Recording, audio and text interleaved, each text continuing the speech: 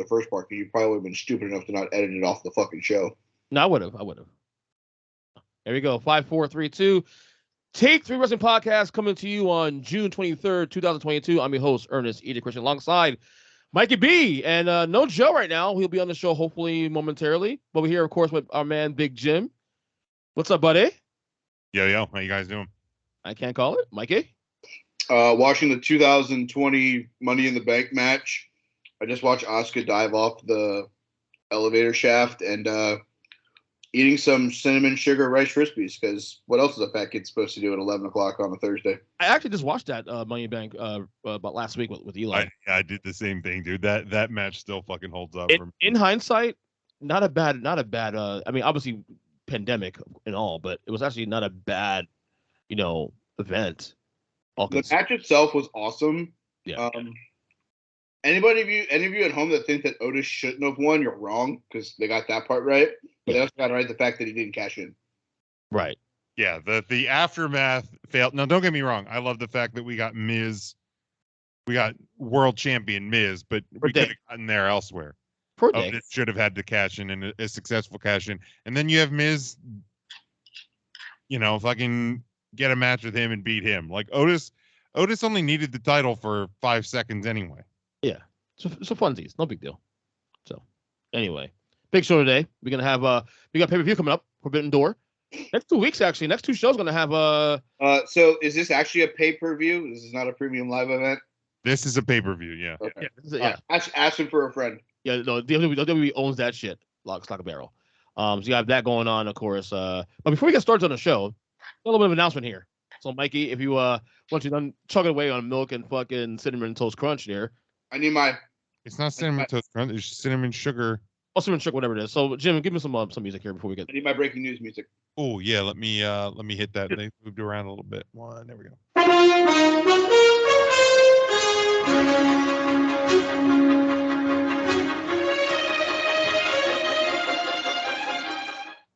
All right, so we've teased it, we've talked about it. Teased it. Now we're gonna smash it. We're gonna do the Roman Reigns stack it, smash it, smash it, smash it, stack it.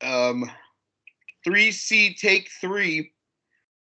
The AEW Trios Tournament bracket is upon us. I'm here to formally announce that in the coming days, in a off-air, secluded area, Parts unknown. we will be doing the bracket draft. So rules for those of you at home that don't know or not involved in our chat.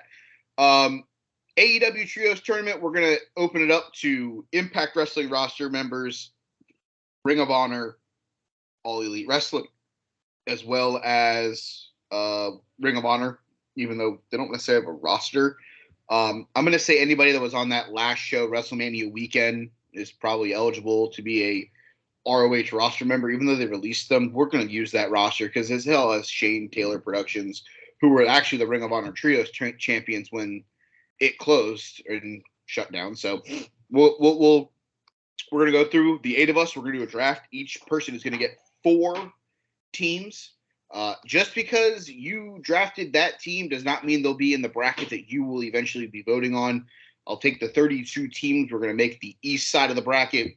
We'll make the west side of the bracket. One side will be represented by 3CT, where they will vote down to their final 4. 3 count will have take 3 will have the other half of the bracket. We'll vote down to a final 4. We'll do a super pod where we'll come together for the final 4, where we'll eventually crown who we believe is the first AEW Trios tag team champions based off of our bracket. Other noticeable rules here for those of you scoring along at home. Once a person is part of a Trios, they cannot be used again. Ooh. Example, Adam Cole and the Bebes. You put him with the Young Bucks. He cannot be part of a Trios with Kyle O'Reilly and Robert Fish. Fuck me. Thank you. And I'm also going to make this rule. We're going to try to stay as factual as possible. Any wrestler with a known injury that is going to keep them out for the next month is going to be ineligible to be drafted. Therefore, no Phil from Chicago. I'm going to say no Daniel Bryan Danielson unless he shows up. Too. If Daniel Bryan Danielson shows up and wrestles on Sunday, which we'll talk about during the preview, he would be eligible. But the only name really that is a slam dunk 100% out right now is Phil from Chicago. Kenny Omega. Oh, yes, and Kenneth, because apparently Kyle O'Reilly is going to be out for a while too, apparently. Kenneth Omega. See, the thing is, the Kyle O'Reilly thing could be kayfabe because Bobby Fish is out with a kayfabe injury, because he got his nuts hit. But Kyle O'Reilly also just... It's according to Tony Khan from AEW. Well, yeah. Tony's like the one promoter in the world that's keeping kayfabe alive because the other one is fucking being sued to death and nobody else owns Impact, so whatever. Right. But no, I saw him. Well, Tony's only keeping kayfabe alive because he's so hopped up on coke that he can't remember what's real and what's fake. He is Donnie from the Wild Thornberrys. But no, I saw on Instagram that Kyle O'Reilly just had a child. The freak! The poo-poo platter. So Kyle might be out with the birth of his child. So that's why I'm saying I'm not 100% sure that Kyle is actually hurt as more of a kayfabe kind of thing. So that's the clarification on the rules. If I come up with anything else before we start the draft tomorrow, I will clarify with you guys. I mean, I agree with the no doubling up on people, but let's be honest. If somebody's going to put Adam Cole in the Bey-Beys, Tony Khan's going to be the cokehead that would put him. If they do a tournament for the trios titles, he'll put him with the Young Bucks and with Kyle and Fish, and then he'll forget, and then they'll get to the finals, and he'll be like, "Oh shit, I have one guy that's in both sides of the final match. What do I do now? What do I do now?" That's where like he'll find a way to luck out that Kenny Omega will be healthy, and he'll just come and team with the Bucks. I need to familiarize myself with the Impact roster again. Take a gander. It's a pretty good one. Not going to lie to you. Mm-hmm. It is actually a solid roster. Congratulations on 20 years to Impact Wrestling. Withstood longer than WCW and ECW, but nobody wants to talk about that. So it's their birthday, huh? Nice. Sunday was. Also, birthday to him. I don't care. Good luck. I won the scorecard on the 3CT scorecard for Slammiversary. Yeah. Congratulations. It didn't count for the People's Champ. But good luck this weekend. See if you can dethrone me for a week. Probably not. Whoever wins it this week will get 1 week, and then because we're doing it again for Money. I'll be going to put a Money in the Bank definitely scorecard for that one. All right. So my topic, because we're starting there. Forbidden Door. Let's go. Sponsored by Samuel Adams, Wicked Easy. Oh, Samuel Jackson. Oh, that's the shit you fucking ordered last week, wasn't it? This is what I drank while I was in Boston last week. Ginger ale. We're gonna keep the party alive, boys. Ooh.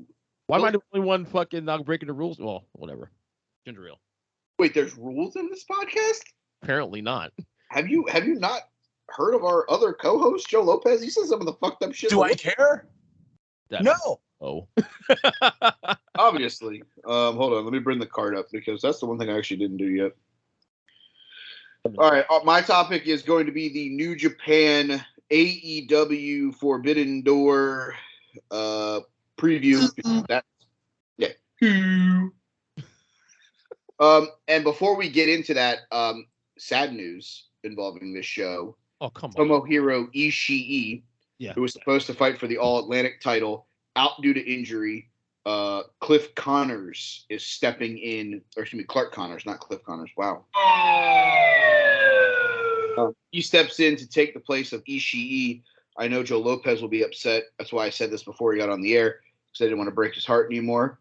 So that it is what it is. Other than that, got a fun show. What is it, like 47 main show matches with a couple of different pre-show matches, and we're going to be there for 7.5 hours. So we'll start 8-man tag match to open the show on the buy-in. representing I'm going to call it the LA Dojo of New Japan. It's Yuya Uemura, Alex Coughlin, the DKC, and Kevin Knight taking on the Gun Club, Billy Austin Colton, and Max Caster. Listen. Good joke. I know Jim's picking now because I said that. Anybody who's not Max Caster and the Acclaimed. No, I think. Oh shit! I closed my from 3 count, but no, I think I picked the Caster Club. The Ass Boys. You did because you didn't want to mispronunciate anybody else's name on that other team. Mike gets it. I'm going to use the same line that Tim used when you guys were talking about it, and it's probably the best line that Anthony Bowens has ever said on intro. Scissor me, daddy ass. The 3. I got him in 2. Yeah. Singles match. Daddy, funny you said daddy ass. It is a technical wizard. It is Zack Sabre Jr. facing Daniel Bryan Danielson's to be announced opponent. All right, first we'll go around the room, try to figure out who it is. I know Jim led off with a good name. I'll let him lead off. Right? It's Claudio. Yeah. I think it makes the most sense because it even goes back into the Ring of Honor Chikara days. I mean, there's tons of history there between those two. I'll roll that too. Like I wasn't that, but I roll with that too. I know Ryan said for the sake of being different that he took Johnny Gargano. I, as a Johnny Gargano fan, I kind of hope that it's not Johnny Gargano because I don't know that he fits the Blackpool Combat Club. Yeah, very well. That's kind of why I've been going back and forth on it. I understand that Claudio may be able to fit that role because of his technical wrestling skills, but I don't necessarily know that he has that like vicious streak that Mox and Bryan have. You know, with like the elbow. Wheeler Yuta also in this group, but Wheeler Yuta is like the protege. Okay, that's fair. They're trying to get that out of him. That's why I don't put Wheeler in that. Like I use him as like the young boy of the BCC. But like, is the person that's replacing Daniel Bryan Danielson actually going to be a part of the Blackpool Combat Club, or is it just somebody that Bryan trusts? I think the way he presented it, it just sounded like it's somebody that he trusts to take his place. And I know like he would fight on Sunday and then again next week on Blood and Guts, but I don't Blood and Guts. Like I didn't get the impression that they're actually part of the Blackpool Combat Club. All right. Well, I thought maybe they were. Outside of Claudio, is there any other guy that's not active right now on the roster currently anywhere that could make a splash like this? Outside of Claudio? Johnny. I've seen people talking about Gresham. I don't think he would make the splash. I think Gresham, from a technical standpoint, it makes a shitload of sense.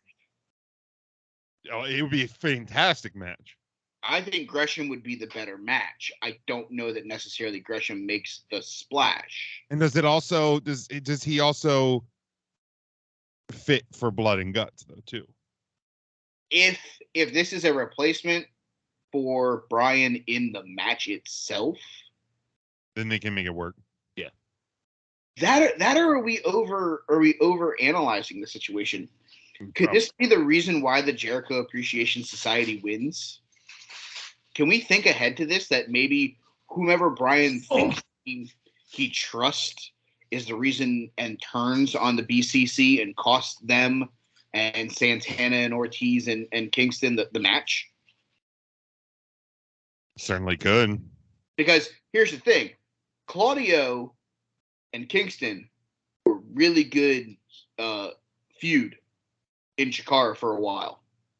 That one makes a lot of sense. If this is one of those where he maybe beats Zack Sabre, has the BCC in his pocket, and then costs them Blood and Guts to the Jericho Appreciation Society, then I think this makes perfect sense for it to be Claudio. If I'm looking, though, at someone who I think maybe oh, look, this guy's going to fill in, potentially be a member of the BCC and not cost them a match or something. I'm on the fence about, like, yeah, Johnny would be a fun one. You know, the guys from Ring of Honor, like Samoa Joe hasn't been seen in 7,334 days. You know, I get it. It's not really a debut, but I mean, he is a member of the roster that Brian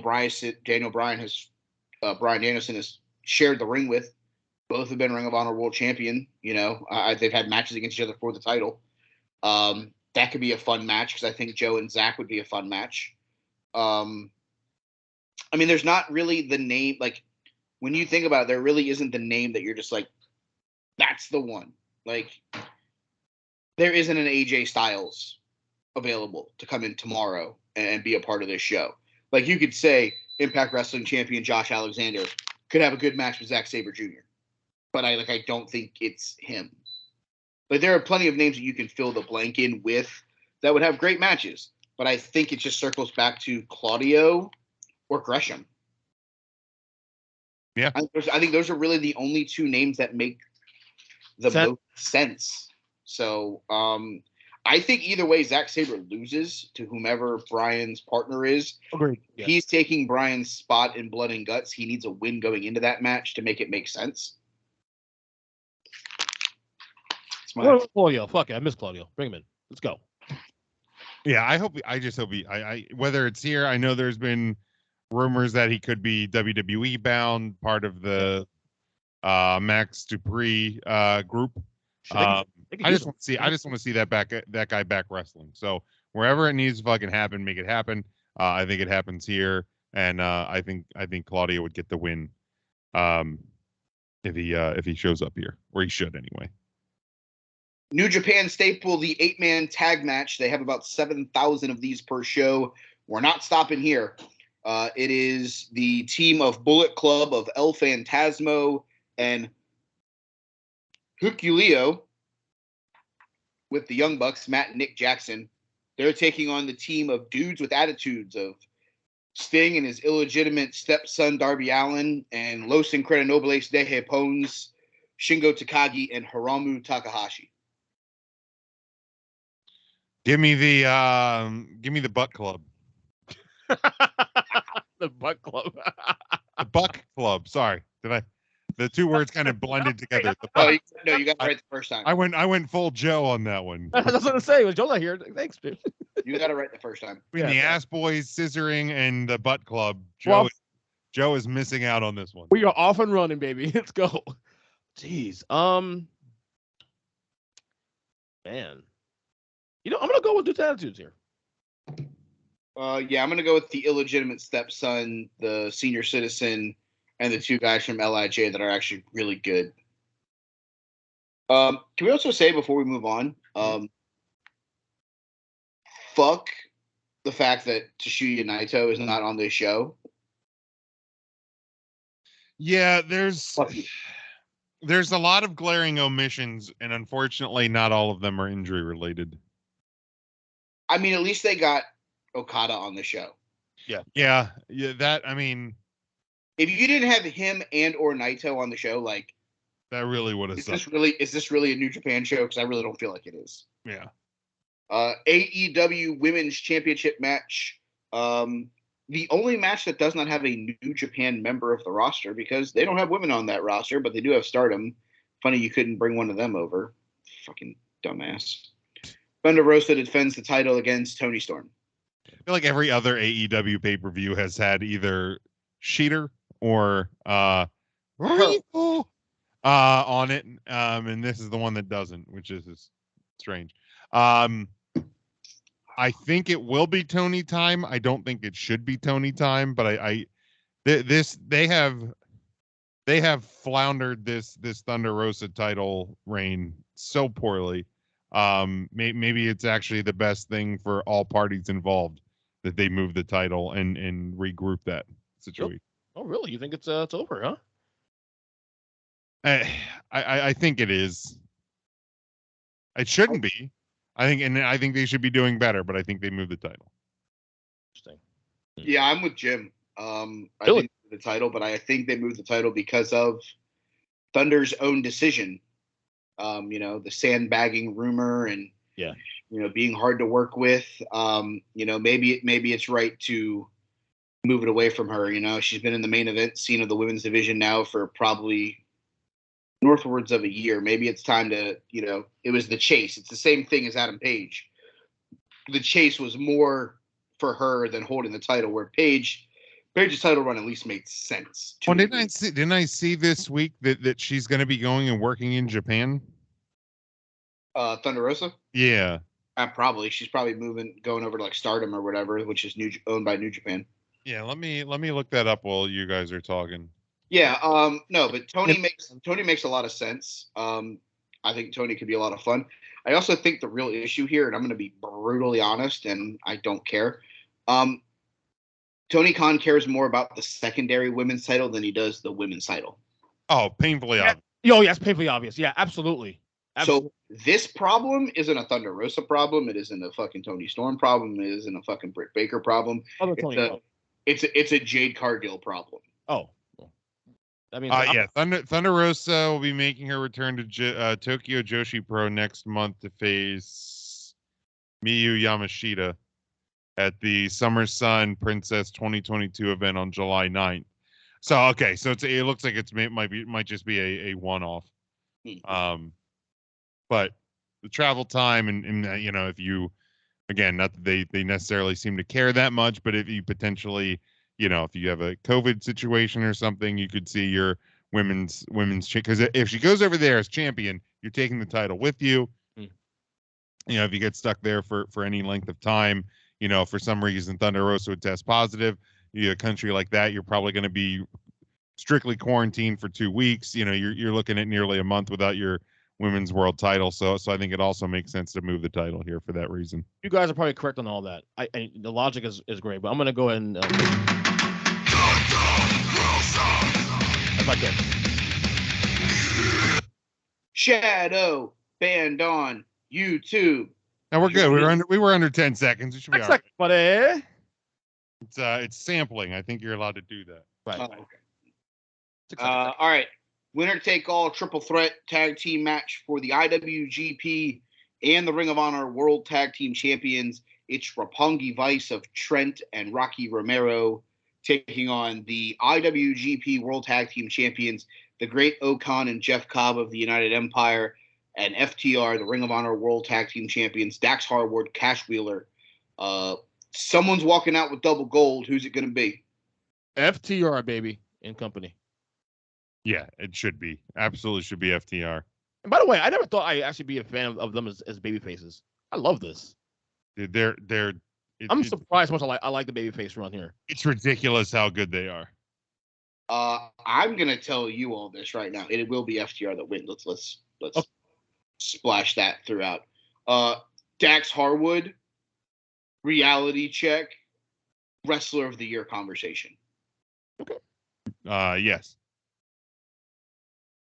I think he leads the. Personally, I think he leads the pack right now. Somebody else has to take it from him. Yeah, I'm 100% there with you. I mean, I get it. Like, promos may not be the greatest thing from those guys, but his in-ring work makes it up. Has been leaps and bounds better than any other person in ring. Every match he's had has been fucking fantastic. I'm with you. If Cody doesn't get hurt, I think Cody would get himself into that conversation. Yes, but yeah, it's Dax's to lose. I agree wholeheartedly. All right, for the IWGP United States title, that this man doesn't actually have technical possession of right now, the champion Will Ospreay will defend the title against freshly squeezed Orange Cassidy. Why does he not have it? I'm just curious. Juice Robinson, who vacated the title, took the title with him when he vacated it rather than returning it to IWGP or Tokyo Sports or whatever the fuck it's called. Okay. So therefore, Juice has entered the chat. What up? What are we up to? What are we talking about? What did I miss? We're talking about Forbidden Door. You've missed Scissor Me Daddy Ass and the Butt Club. Yeah, you missed things got real gay in here, Joe. Yeah. I mean, listen, the whole pay-per-view is called Forbidden Door. Like, that was basically a Cinemax special at some point. You ain't wrong. He ain't lying. All right, rapid When fire. the wife gives you the angry dolphin, right? All right, Yeah. we're gonna rapid fire this so Joe can catch up. Yeah. Pre-show match. Ass Club taking on the LA Dojo. Give me the ass boys. Always. Zack Sabre Jr. versus. Oh my. That's gonna end up being Cesaro. He's probably gonna win. Audio. Yeah. Welcome to the last 35 minutes of this show. Yeah. You get it. Bro, if it's I not didn't- Cesaro, it'll be lip shit. Picture Mike, buddy. It wasn't getting Yeah.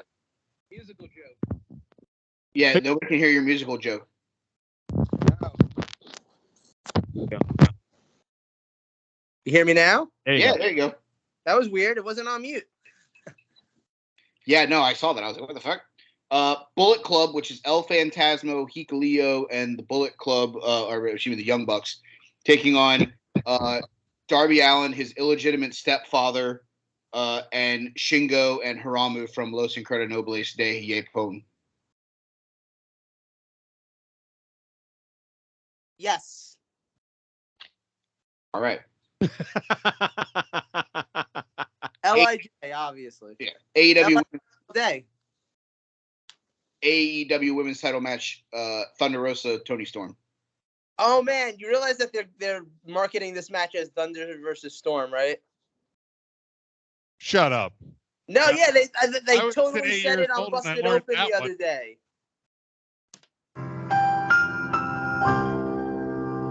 Yeah, it's the Thunder Storm match. Unfortunately, I think Thunder Rosa is gonna win. I don't think Toni Storm is winning the belt yet, but she deserves to win. Ernest, I need you to stop playing that horrible ass fucking theme song. Oh shit. Clown. Stop. Winner take all tag title match. FTR, United Empire, Roppongi Vice. I'm assuming FTR, which really surprises me because I don't see them going to Japan, but I don't see them losing the ROH title. So I do see them going to Japan though. I can see them being in World Tag League. yeah, I can see that too. I mean, it's not like New Japan Especially doesn't if there's no always Ring need of Honor tag shows. teams. Well, especially because there's no Ring of Honor shows they have to be there to defend the titles at. Yeah, no, there's Tony Khan bought Ring of Honor, booked one show, and that's kind of been it so far. All right, you're now caught up. We're talking about the IWGP United States title match. The man with no title belt, that is the champion, Will Ospreay defending against freshly squeezed Orange Cassidy. Wait, why does he have no title belt? Because Juice kept it after he was stripped of the title for not defending. That's stupid. He's still in physical possession of the title. No, see, it makes sense with him being part of Bullet Club and being a heel, and you trying to get Will Ospreay over to be believable to be your new like top guy. Right? It's okay. It makes sense. Right. Anyone? Ospreay. Hey. Ocean Spray. Ocean Spray. Remember when this was supposed to be him versus Andrade in a really good wrestling match? Oh, you don't think Orange Cassidy can have a good wrestling match with him? So here's the funny thing. I think this is the Orange Cassidy conundrum on a whole, right?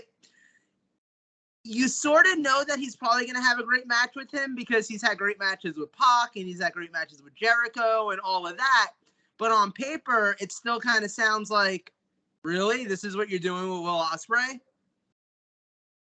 I mean, it's kind of how we felt about how we knew that Malachi Black was making the Final Four whenever Penta was somehow in that fucking thing, but he was still there.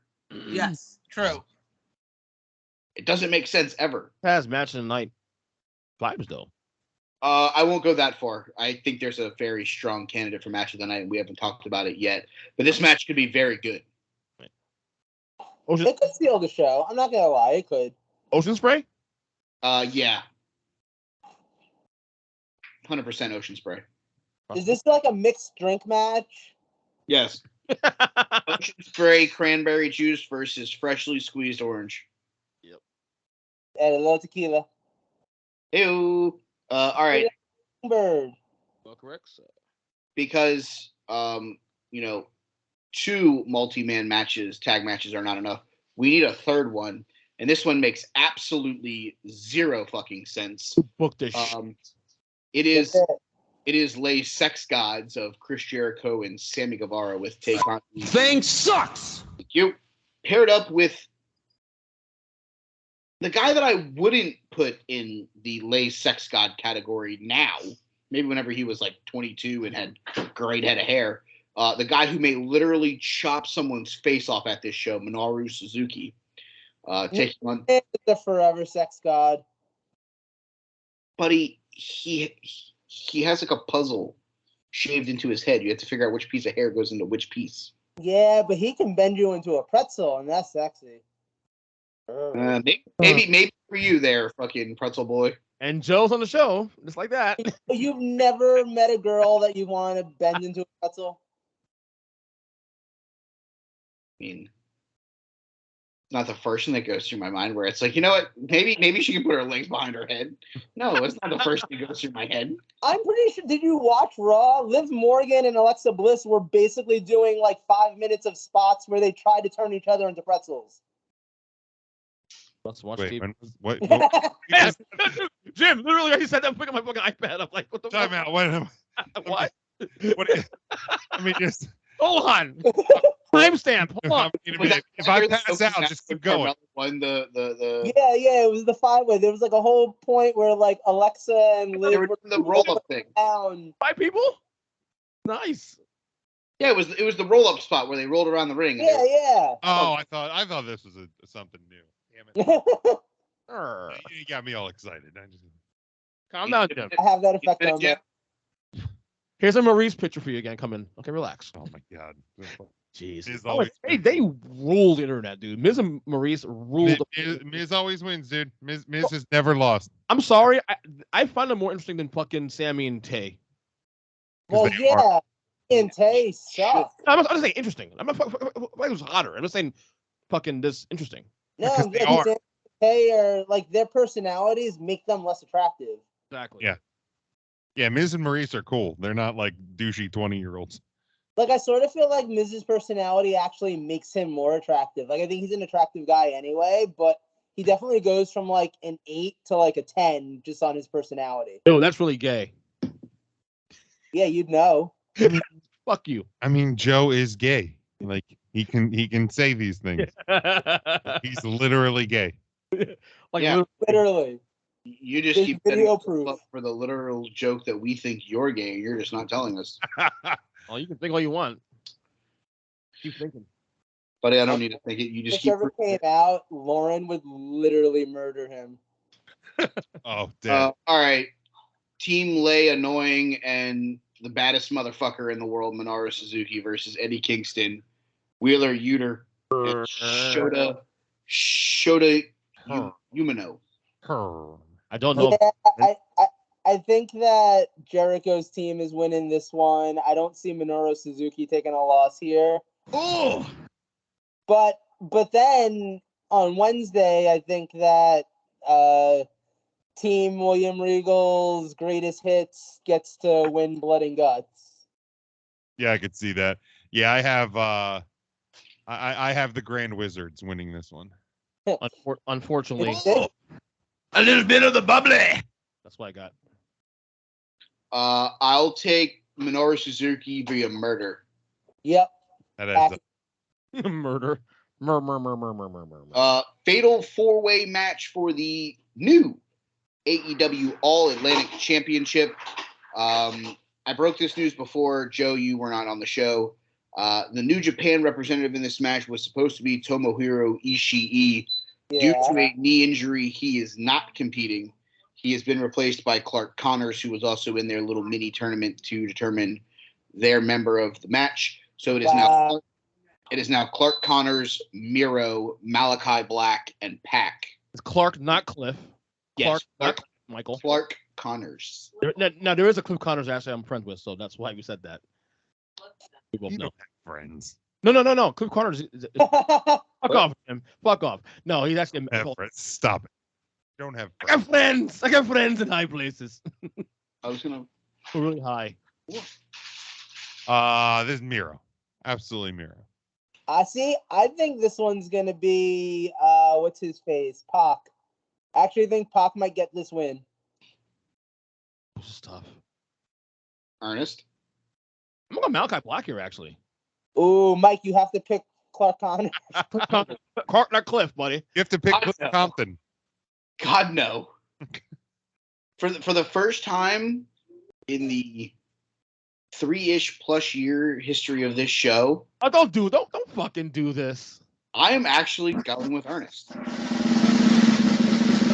Come in my face. Come in my face.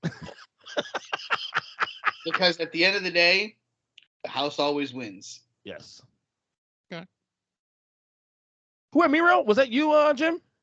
Jim took Miro. All right, co-main event of the evening and the match that I think is going to be the match of the night for the IWGP Heavyweight Championship, a fatal 4-way contest between the champion Switchblade Jay White, Kazuchika Okada, who he defeated at Dominion, Adam Cole, Bebe, and the Hangman Adam Page. There's no way Jay White is losing the IWGP World Title on this show. I don't think. Not in a 4-way match. I can see it. Oh, you think so? I can see it. To who? Okada? Yep. I'm Okada also. Okada. It's one way to get the belt back on Okada without having him actually pin or beat Jay White. Okada pins Adam Cole.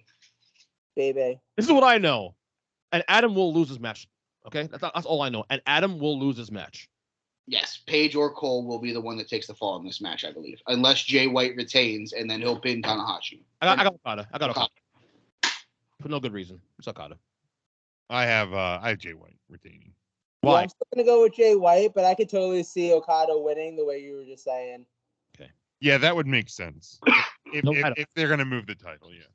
And the way New Japan does their titles, like, you don't necessarily need to have a 9 defense reign. Like, nobody's really had that, like, calendar year reign since, like, Okada, the last Okada run, yeah. Yeah. Well, and the thing is, like, it also does make sense for the story they've been telling because Jay White has more wins over Okada in their singles matches and their, big matches.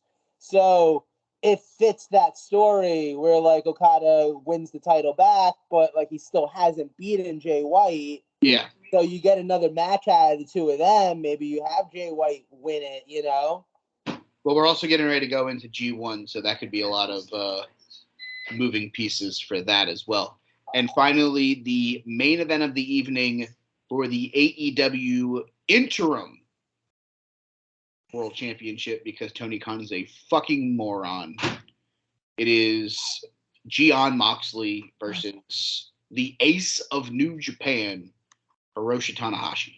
Can I also point out that Dynamite, although oddly strange last night, infinitely more enjoyable to absorb when I didn't have Justin Roberts doing the announcing. It's funny when I heard what is it, Dasha? When I heard her announcing the first couple matches, I'm like, I wonder if Jim's happy about this situation. Oh, so fucking happy. I love it. You crossed my mind as you should be, because fucking Justin Roberts. Oh, he's fucking awful. Now, to be fair, have you not liked him even going back to WWE years? I hated him in WWE. That's probably why. I wasn't a fan of WWE either. Never liked it. You went from the Fink to Justin Roberts. It was like fucking filet mignon to fucking licking fucking gravel off a dumpster tire.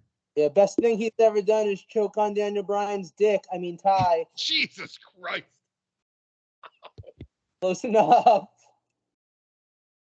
Ain't nothing wrong with a little BDSM. With that being said, give me fucking Mox. The problem is that it wasn't Daniel Bryan's tie that he choked on. It was his. No, it's his own tie. I got Moxley in this match, though. That said. Hey, listen, you know what they say. Sticks and stones may break my bones, but whips and chains excite me. And I will take... Why am I coming?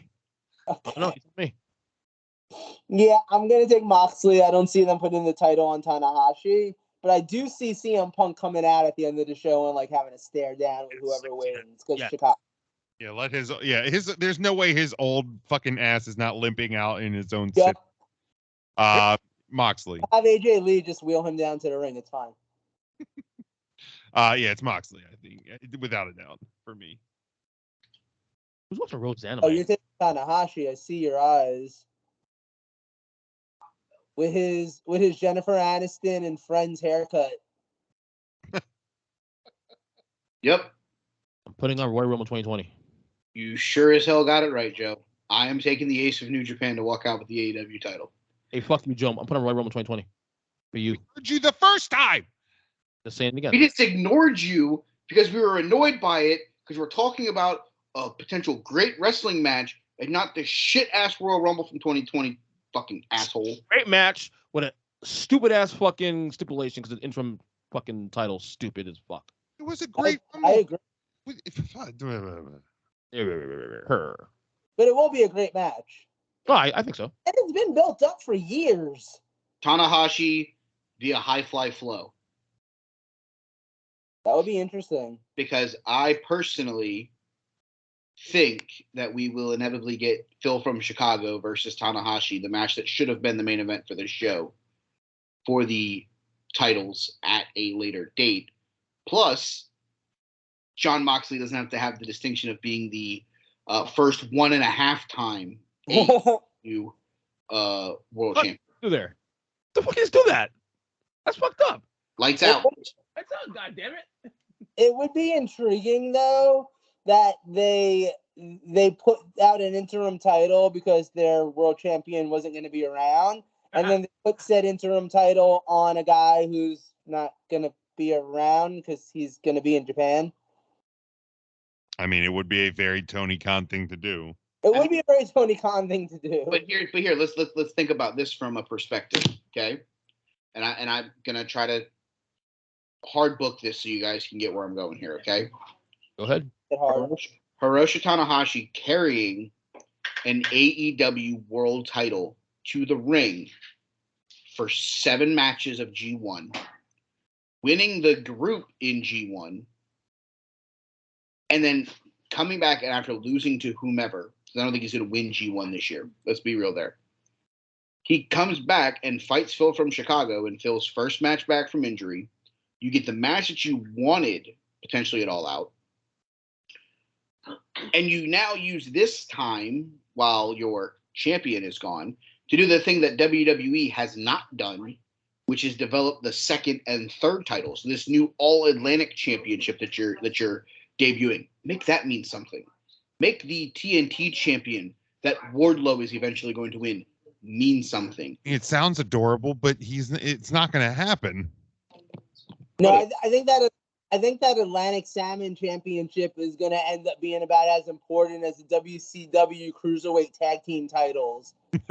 Like 99. So basically, you hate having more. Very important if they didn't shut the doors. Don't lie to me. Say you hate more time in promotion, do you? I wouldn't hate more titles if they did all of their titles that they currently have correctly. If they utilize it, correct. And that's why I think you don't need a world champion, but this is the way you leave the door open for Punk versus Tanahashi, which was supposed to be this match. Oh yeah, no, I don't disagree with you on that, and that could, I mean, whenever Punk is back, that'll headline whatever the next pay-per-view is after that. But I don't know, like then I don't think that headline's Double or Nothing. If Punk is back by then. All Out, you mean? Yeah, that one. The Labor Day switch. I was like, please don't make me relive Double or Nothing from this year. Literally just ended an hour ago. I truly think that match could be the main event of All Out, but I don't think Tony would want that match to be the main event of All Out. I think that's what he's holding out hope for, potentially a Phil from Chicago versus Adam Cole with a return of one Kenneth Omega following that match to challenge whomever the champion is, but I digress.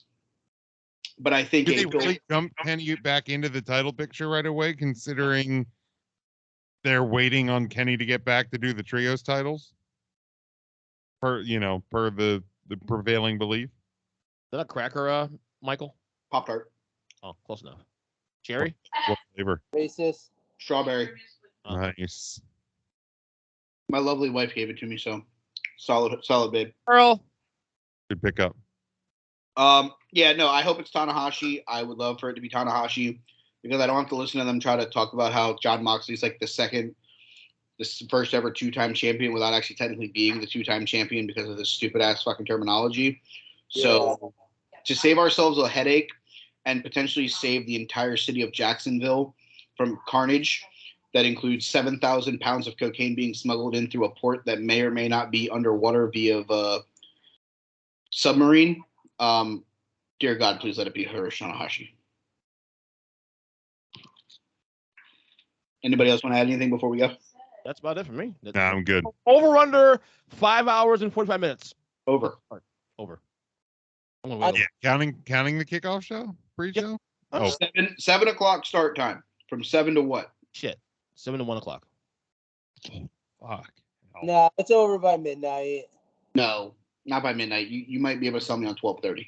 Yeah, I'll say 12:30. So if 12:45's the over under, I'll go under. Yeah, I'm a Jim.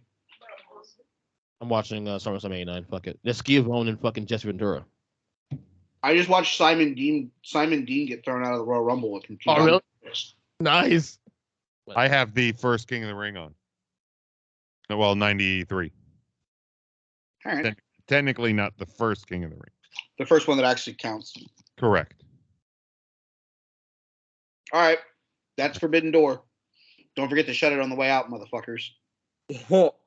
Please shut the door. Lock the door. Oh, there's your boy, Big Jim, Bret Hart. Fucking carbonite that goddamn door shut so we don't have to deal with this again. Oh, the door. Close it.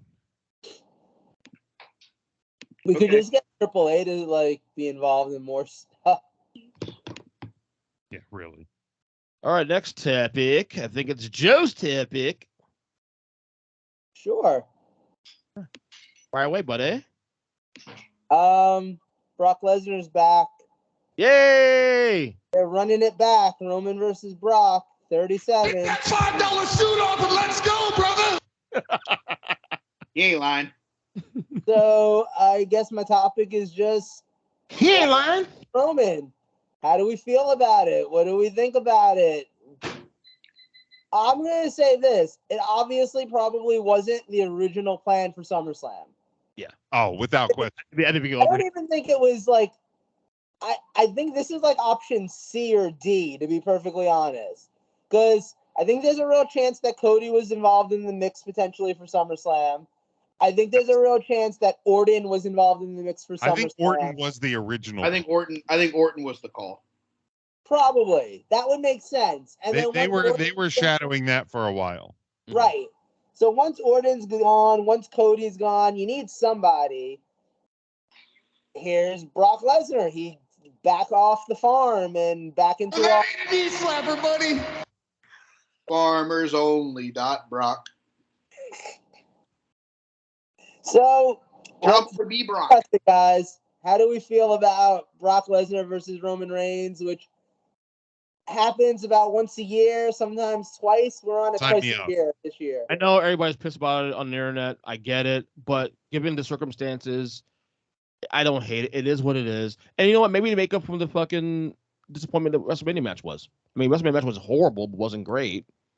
So maybe I'll make up for The WrestleMania match was disappointing because there was an injury that happened. Exactly. So, but yeah, look, everybody wants to go on and on and on about like today's 3CT and on this day there was a match for a vacant title in WCCW, Gino Hernandez versus Ric Flair. Tell me how many times that match fucking happened.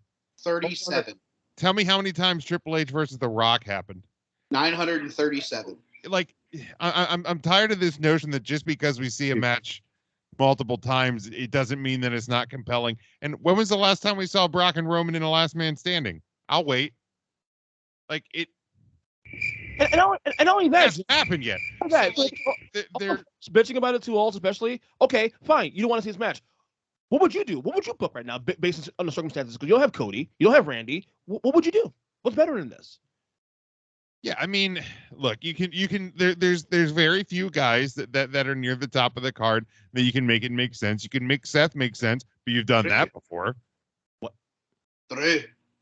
Yeah, you could do Drew. Saving that for Castle's saving that for Cardiff. You're saving that for the Castle. It only makes sense to save him for the Castle if he's walking out with one of the titles.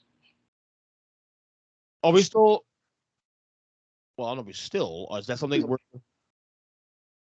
But like you have a couple other guys that like you can always put into a title match. AJ Styles is there.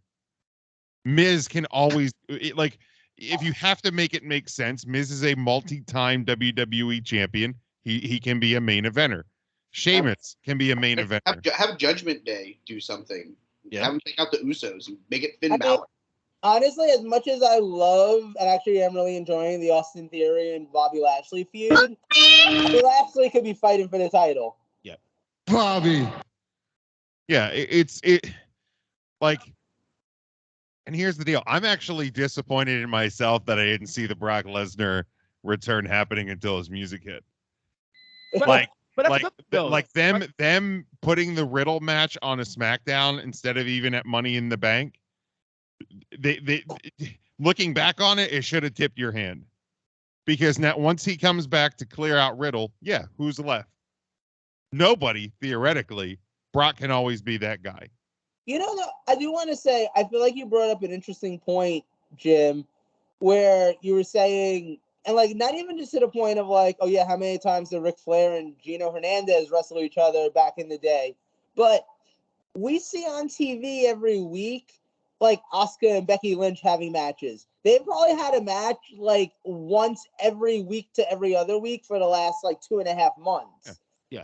This is the second time this year we're going to see Brock fight Roman in a big stage for a big title and a different kind of match. I don't know that there's anything wrong with that. Now that you say it like that, you know what I mean? Like it's not happening every single week. There's one glaring problem. Which is? What is it? They're both part-timers. Yeah. Yeah. That's the problem. If you're gonna find one problem in the match, that's the problem. They're giving us a new stipulation, something we haven't seen before. Awesome. We're giving us two guys that normally have really good matches together. Awesome. You're giving us the champion defending against the guy who he took his title from. So Brock's cashing in his rematch clause. Awesome. Either way, whether it's Brock walking out with the titles, Roman walking out with the titles, or something fucking crazy happening, one or two of those titles will be on a part-time champion by the time SummerSlam ends. Yeah. Let's be honest, though.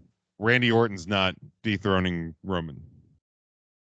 It was going to be on a part-timer coming out of that event anyway. I'm not disagreeing with you. You know what I mean? But now you've forced your hand to where now that it's 100%. Like you could have sold a Randy Orton potential to win. Let's also be honest, though. I mean, I understand it was a build towards WrestleMania, but when Brock Lesnar was the reigning defending WWE champion, he not only was he on Raw pretty much every week from, what was it, Rumble till Mania, he was also on multiple SmackDowns. Mm-hmm. Like, and I understand Roman was also a full-timer at that point, but like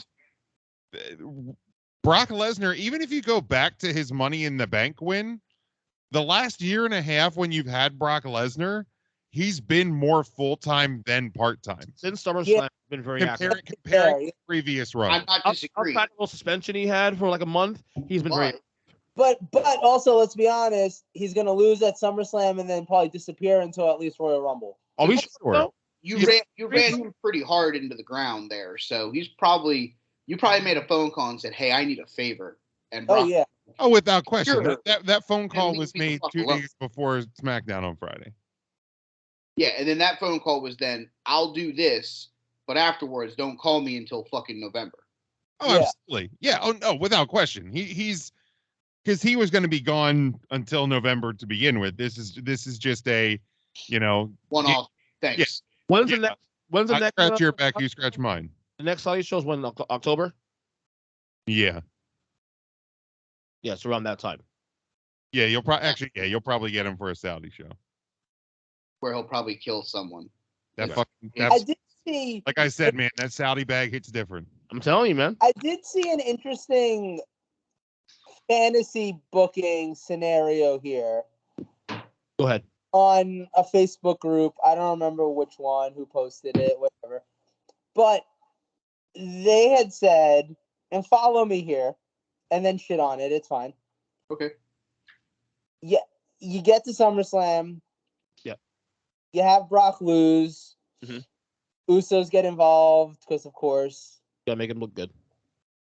You got Roman at the end of the match. I'm the tribal chief. I've beaten everybody, blah, blah, blah. You start the WrestleMania program. So who's coming out? John Dwayne Cena? Johnson. Oh, The Rock. Brock comes out, helps Brock take out the Usos. This person's fantasy booking scenario involved the Brock and Rock connection, as they named it, winning the tag titles circa Survivor Series, and like continuing to run through there. I don't know that I like that aspect of it, but I could totally see Rock coming out at the end of SummerSlam. Too soon? Too soon. Are you all in on the Rock Roman match in April? If, and I'm still putting it as an if we get Rock versus Roman, you do not see The Rock until the Royal Rumble. Facts. Interesting. Either that or the Raw after Rumble. Okay, so who's in Money in the Bank right now? Right meow. Seth Rollins. It's just Seth Rollins and a bunch of letters. Almost. What's 10 days to go? That's right. Almost won his way in this week. Seth Rollins, Sheamus, Drew, Omos, Nakamura, or Sami Zayn, and 3 more to be determined. Probably on Raw, SmackDown and Raw this week, I'm sure. We're 8 days away. Yeah, you might get because I think Nakamura and Zayn. So currently you have 1, 2, 3 from SmackDown. You have 2 from Raw. So you're gonna get one more from SmackDown. Outside Nakamura and Zayn, I think are facing tomorrow on SmackDown. I think. Yeah, that makes sense. For a spot, you'll get 1 more from SmackDown, and you'll get 2 more from Raw on Monday. All right, I'm gonna deep dive fantasy book this real quick. But here we go. Oh, here we go. We need some music for this? No. I'm gonna try to make this one quick here. One of the two members of the Raw roster that's going to win a shot at Money in the Bank will be the first ever Universal Champion, Finn Balor. Okay, that makes sense. See that? Finn Balor then wins Money in the Bank. Ooh. I'm fine with that. SummerSlam takes place. You get an absolute car crash between the head of the table and Bjork Lesnar. It has been announced at Money in the Bank that thank you. It's announced at Money in the Bank that you will only be able to defend or challenge, for the title of the show that you are currently on. Okay. Finn Balor, Damian Priest, a new member of Judgment Day, come out after Roman is victorious, take out the Usos, take out Roman, leading to a Finn Balor cash-in for the WWE Championship, which leads to a Finn Balor victory, which leads to Finn Balor versus Drew McIntyre at Clash of the Castle between 2 of the most decorated foreign superstars, main eventing that show. So then you could have Drew McIntyre have his WrestleMania moment by beating Finn Balor rather than dethroning Roman Reigns. And now Roman Reigns' is only pinfall defeat in the last 1,000+ days before potentially a Dwayne "The Rock" Johnson loss would be to a cash-in via Finn Balor via carnage inflicted by Damian Priest and a unknown third member of Judgment Day. It turns me on. I like that a lot, actually. I like that a whole lot. I mean, the whole thing, and everybody. I've read another fantasy like Joe. that you redo the heist of the century, and you have Seth cash in and make it a triple threat match. I don't like. No, that's a terrible idea. Oh, the heist of the century is arguably special because nobody saw it happening. Yeah, exactly. If Seth wins Money in the Bank, you're just waiting for that to happen again. Exactly. And if it doesn't happen. Like, and here's the thing, it's gonna be that thing again, where the internet world creates the moment, and then when the moment doesn't happen, WWE lied to us again. No, they did not. I agree. That's why I think the Finn Balor Judgment Day I love thing that makes a lot of sense, because then you have the Finn Balor AJ Styles blow off for a title match in there. You then can get to Drew challenging Finn because Roman may not even go to Cardiff, depending on what they decide to do with him there. So it's one of those things where this is if you can do this and go completely to the left and still get Drew his moment at that show, and Finn's not a guy that needs to have a 6-month title run. He didn't even really he got a 1-day title run when he won the Universal title the first time and never got a rematch. That's his own fault, though.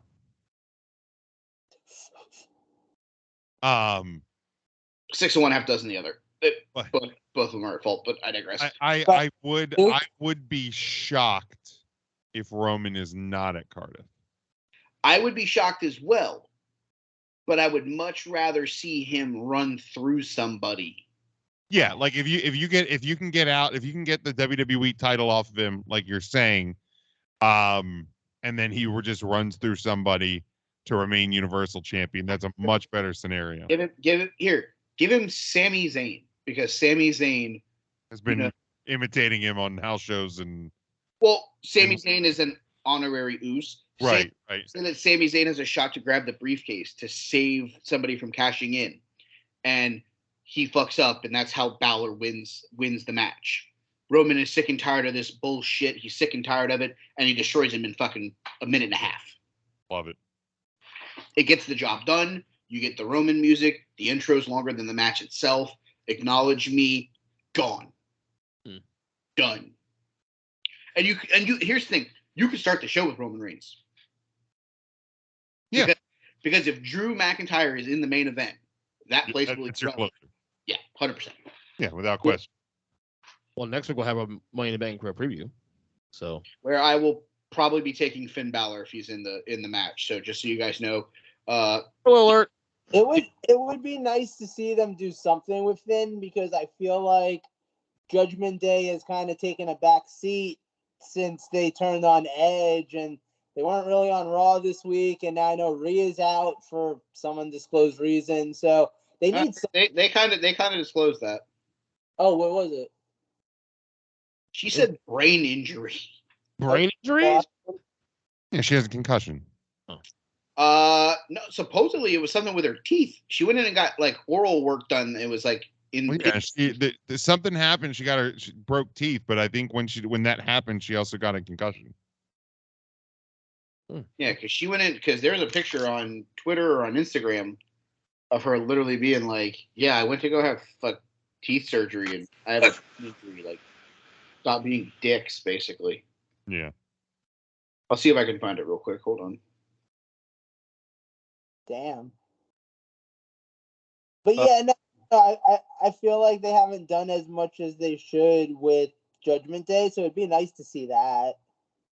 Well, I mean, she's at the gym working out, so I necessarily don't know how much of a quote brain injury it is. Unless those are old photos. Could be kayfabe, maybe. Who knows? Old photos. But yeah, just photos that she has on like her phone or whatever. I do like the fact that USA Network tweeted something 3 days ago about who's going to be the next member of Judgment Day now that there's an open spot, because fucking Edge is gone, or Rhea out. I'm just like, what the fuck? How is this real life? Yeah, no, I want to see, like, Judgment Day is one of my favorite things, and they haven't really done much in the last couple of weeks, so I kind of want to see something with them. I agree, and I think that's a really safe way because you're not going to have a face cash in after a last man standing match. Most faces, when they cash in, unless you're turning them heel after the cash in, right, or the quote honorable, like, I'm challenging you to a match tomorrow. right. So, yeah. So are we overall? Are we in on Brock and Roman? I'm okay with it. Yeah, I'm 100% in on it. Do we think it's gonna be a good match? Absolutely. It can be worse than it was in April. Let's just say that. I mean, here's the thing: if both guys stay healthy in the match, it should be absolutely fantastic. Yeah, I concur. All right, that's Joe's topic. Next up is going to be Jim. All right, so I unapologetically steal this from it was a TikTok. Actually, Big Mac, you sent this over to us, right? Yeah, you did. So yeah, I'm straight up stealing this. Spoiler alert, I'm giving you guys a little teaser for the 3-count, the 3CT pod on Tuesday. You can hear our group discuss this as well on Tuesday. But this is at straight shoot on TikTok. And it's overrated, underrated, the Roman Reigns edition. They take 4 aspects of Roman Reigns, the character, and give their thoughts on if it is overrated or underrated. And they started with the bloodline. So Big Mac, your thoughts on the bloodline, overrated, underrated? I'm going to lean underrated just because Roman's not there to make this more. They're doing the best they can with the Usos and Heyman. But yeah, no, I'm going to lean on the underrated side. I feel like this could have been, if this was a year ago, like right when Roman turned heel and right after the Hell in a Cell against and all that stuff, and it turned in the bloodline right away. Like, yeah, this thing could have probably been 100% fired by now. But I'm going to go underrated for now. All right, Joe. Yeah, I'm going to agree with that. The bloodline got the potential to be one of the best. Okay, no, let me change that. They are one of the best things in pro wrestling today. Is a really entertaining group. It is a really entertaining angle. Their entrance is fucking awesome. Mm-hmm. The big crime here is that we don't get to see it enough. Like, honestly, for what they're supposed to be, these 3 men should be coming out on Raw and SmackDown on a weekly basis. Right. Just to remind everyone who the fuck's house this is. Because this is the Bloodline's house. They run in the show. So, all right, Rev Run. More of them, huh? I said, all right, Rev Run. I'm just saying, I would love to be seeing a lot more of them. It kind of sucks that Roman ended up being just a part-timer right after all this went down, because I think some of that has to do with the injury at Mania, though, too. I think this. Oh, I 100% do. This summer off has a lot to do with that. I can see that. And it's sucky timing, because it really is. They should be, like, think about it. When Evolution was the top act, they were. Like, it's so good. It is. Shadow, band Like, on YouTube. But like Okay, honestly, like, Evolution wasn't on TV once every 3 weeks. You Right. know, the 4 Horsemen weren't on TV once every 3 weeks. These acts were there every single week, every single show, and that's what the Bloodline should be, and they're just not, and it's a shame. So yeah, like, they're underrated, but they're underrated because they're just not where they should be. Yeah, EJ. Oh, they're grossly underrated. But here's a question: do you think the reason why you don't see much anymore is that is it because they need Roman to be there to make it work? Because I feel like these guys is established at a point they can be out there every week without Roman and still do their thing. I actually kind of agree with you. I think that you could utilize Heyman and the Usos a lot more to just be out there every week being like, hey, remember us? Like Roman's not here because he'll need to be here. He's got us here. You could have a lot more of that. they sort of do that, but then they do it and it leads to a match against the Street Profits. So it doesn't really actually matter, you know? Like when Matt Riddle was out there this past week talking shit about Roman Reigns, maybe that's when the Usos come out and say, hey, get his name out your mouth. He beat your ass. Go to the back of the line. We don't need you anymore. You know what I mean? Like there can be more storytelling using the Usos and using Heyman. Like, honestly, the Usos went and unified the tag titles for Roman. And now it's just like, okay, whatever. Now they're just going to defend them. It's like nothing special. Let me ask you this. Could they benefit from another member?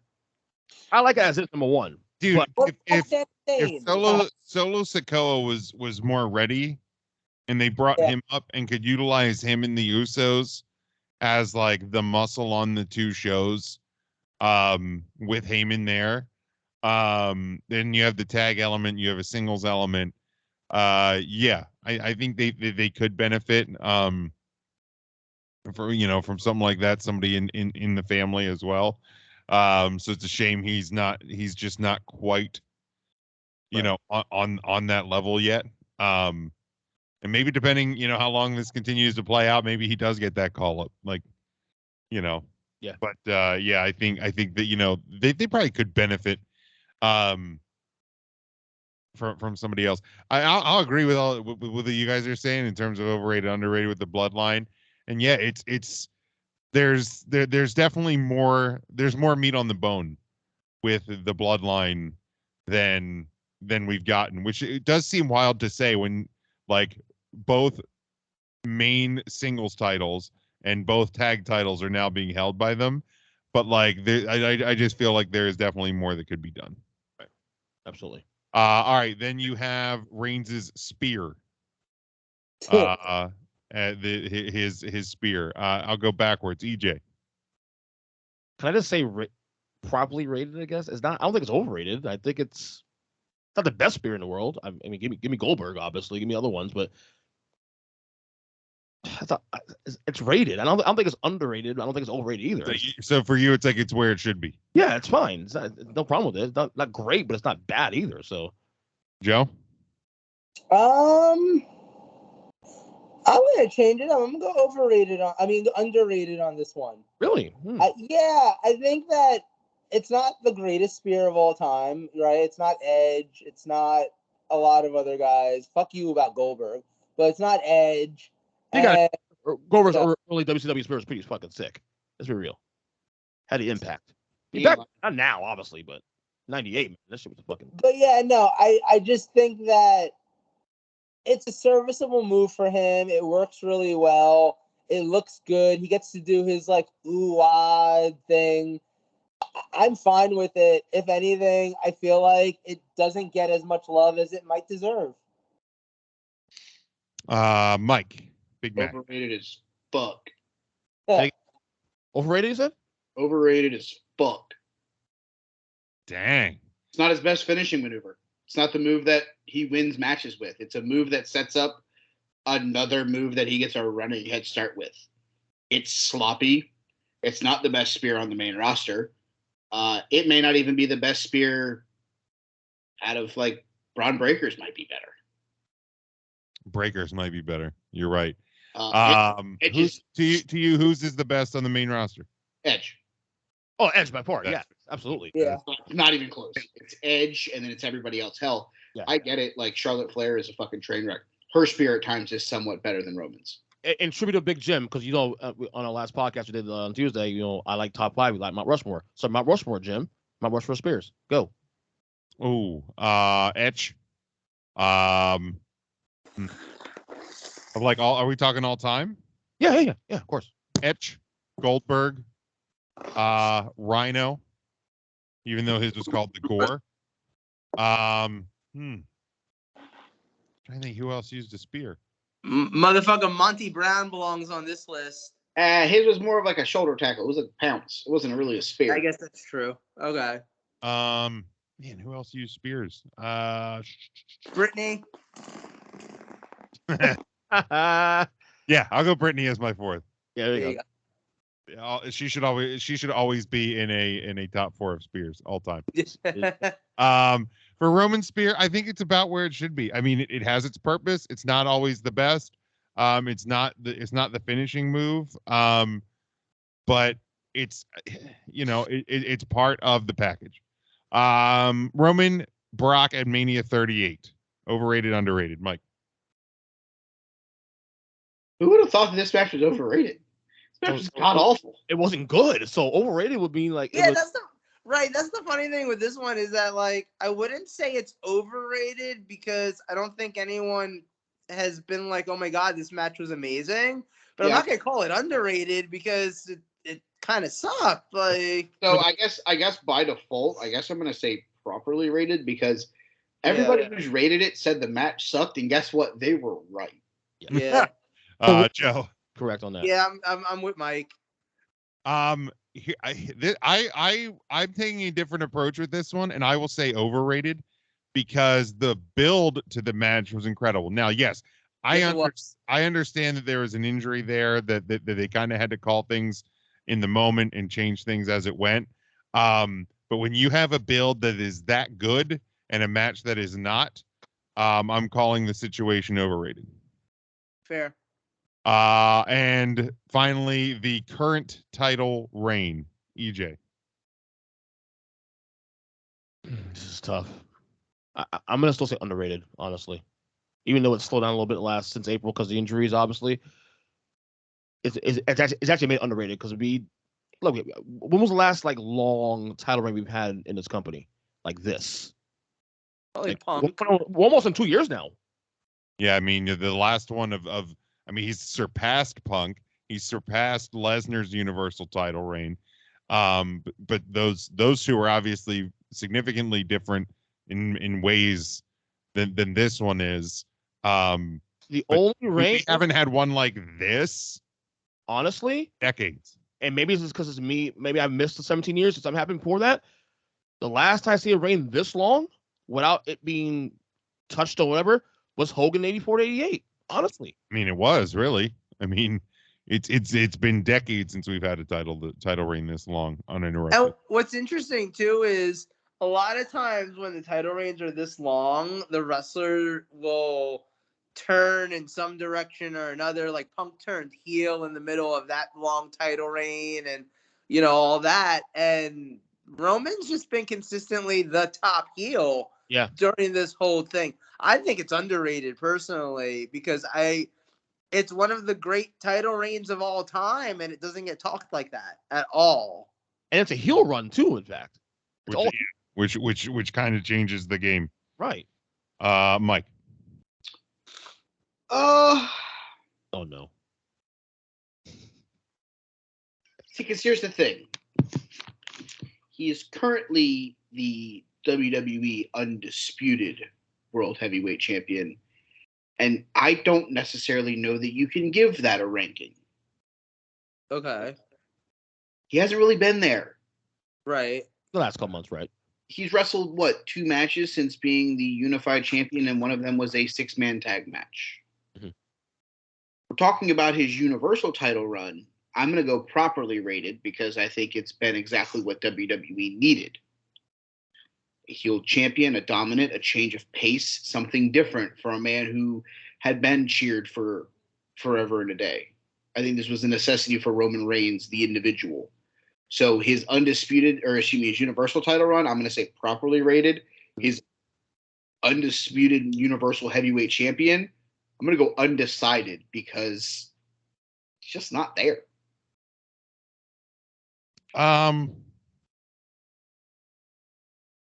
Yeah, it's a weird reign to assess because we're kind of in uncharted territory in this era of wrestling. Right now, I think I'll put it as underrated just because in recent weeks, months, I think we've seen people kind of crap on it a bit. And I go to one or two like Twitter debates or whatever we want to call them, I got into last week, and it was people saying that Reigns' title reign is bad because there's, they're not booking the rest of the card properly. And I kind of called foul on it because that's not the fault of Roman's title reign. No, it's not. That's just the fault of WWE. Like, when you have a world champion that is taking, time away from being on TV every week, it is your responsibility then to utilize the Intercontinental title, the U.S. title, the Raw Women's title, the SmackDown Women's title, your tag team titles. And there's that thing. I understand we don't have women's tag teams, but there's that thing of the women's title tag team title tournament that was announced a month ago, and you've done literally nothing with. So the WWE has dramatically failed to book the undercard, book the other titles, and book a plethora of legitimate contenders to threaten Roman's reign. That's not the fault of Roman's reign. No. So like, to me, that like, if people are going to start crapping on Roman's run because the WWE has failed in other parts of their booking, then I'm going to continue to shout at the fucking mountaintops that this title reign is underrated, because it's not Roman's fault that the WWE failed everywhere else. Right. Like if you can't see just past the title reign, then that's a bigger problem, and you need to fix that, because there's nothing broken about this. And like, I mean, the numbers spoke. With 2.7 million people tuned into SmackDown at 9:40 on last Friday night. Like, more people tuned in for that than to see what Vince McMahon was going to do. Like, the numbers speak for themselves. Roman is, yes, the needle mover, all of that. So yeah, I think it's an underrated reign. He ain't lying. He ain't lying. He ain't lying. That's where I'm good on that one. He ain't lying. I want to steal their other thing they do, guess the wrestler. I kind of want to do that. By the way, I checked out their TikTok. Not bad. Pretty good stuff there, man. No, they got good content on there. It's fun. Thanks for sending it to us. I got one through the stuff today. I was like, well, it's pretty good shit. Yeah, I follow them. I watch them fairly regularly. Oh, okay. Cool. I should probably create a TikTok account, because I was asking earlier today before we start the show about that. Yeah, I don't have one. I mean, here, to be brutally honest with you, I don't post anything on TikTok. Like, yeah, here's the thing. Yeah, if I get one, I will never post anything. I still have a Snapchat account, but I'll set. But like, if there's content that I should be watching, then I should probably just get one. That's where everybody's on TikTok at this point now, apparently. I mean, I'm not a TikTok guy. I have a TikTok. I have my phone, but I don't watch it regularly. That's like, yeah, nah, I don't either. I mean, I watch it when I'm going to the bathroom. Right. Yeah. Ernest does all the dances. He just doesn't want us to know it. Somebody don't jiggle jiggle. Nick Foles. All right, I guess it's my topic. Ernest definitely has the look of a man who's been slapped in the face by his wife with a tortilla. Factual. Before we're married, actually, though. Do you not go on TikTok and see the trends of like people getting slapped in the face with a tortilla while having water in their mouth? Yeah, he's saying that his wife slapped him in the face. It's fucking goddamn hilarious. Have you seen the one where like the two people do it, and then like the dog, like there's a dog takes one of the tortillas away? Yes. Oh no. Because he's tired of the owners slapping each other. My favorite is the one where there's three people and like they do the rock paper scissors and the one loses and they're doing rock paper scissors and both of them just go yeet. Yeah, I've seen that one. Alrighty, I guess it's my topic now to close it up. Mine is simple. No, it's not to close out the show. We still have Wrestler of the Week, moron. But that's not a topic. That's something sidebar thing. You know that. Come on now. Anyway, so my topic is simple. And I really wanted it to be about you three guys. Talking about wrestling and watching our lifetime of watching. We've been wrestling fans since we're kids, all four of us. I think we can all agree with that. So we know wrestling never ends, and we learned even through the fucking pandemic that wrestling never ends. A pandemic couldn't stop it. Pandemics. So, yeah, exactly. So my question is more than anything else is this: is like I want to hear you guys' personal stories of when we became wrestling fans. Did you ever fall off at any point in your life? When you come back, like this kind of just graph me your life as a wrestling fan from the start, in the middle, if you want to, and then into present day. I guess Michael first, actually. I want to hear your story. Sorry, I'm reading the Kemba Walker news that he got traded again. What? Are you serious? Wait! Breaking news. Now, I don't know if this is true or not. I'm. All right, we're standing by. We're standing by. Somebody else go. You want me to go because Joe disappeared? Yeah, Jimmy, go ahead. You go ahead. Joe vaporized. Yeah. So I mean, I've been a wrestling fan since I was 4 years old. So like in '89. Like it, my dad like watched it. So, and so I got into it. The first show I ever went to, every show I went to growing up, with the exception of King of the Ring '94. I did go to that in Baltimore, but pretty much every wrestling show I went to as a kid was at the Hershey Park Arena in Hershey, PA. The first one I went to, I remember we sat like way near the top, and I swear to, like, as a little kid, like, and you're just looking down on a ring from the top of an arena. It's not a super huge arena, but like the guys just look like little fucking like Legos, basically. It's really tall, right? The Hershey Park Arena was really, yeah, it's steep. Fun fact: that's when Mega Powers first started. Got together. Yeah, I mean, it was Hershey was a big hotbed for the WWF back in the day. Yep. But the second show I went to, it was the next time they came around. We had front row seats right at the aisle. So like, I mean, I remember as a kid there was a moment where Ted DiBiase was wrestling Tito Santana, and Tito was being I was at the corner right at the aisle, and he was being like choked over the barricade, and I'm literally like slapping Tito as like some fucking 4-year-old kid. Telling him to like get up. And I actually met Tito. He was at a show. He did an appearance at a local baseball team a couple of years ago, and Ryan and I went to it. And I told him this story, and he fucking chuckled about it. So it was pretty cool to come full circle there. But yeah, I've been a wrestling fan since I was a little fucking kid. And there was a point, like when I went to college in 2003, I kind of fell out of it. We bought WrestleMania 20 to watch there because the Undertaker's return. But pretty much after that, till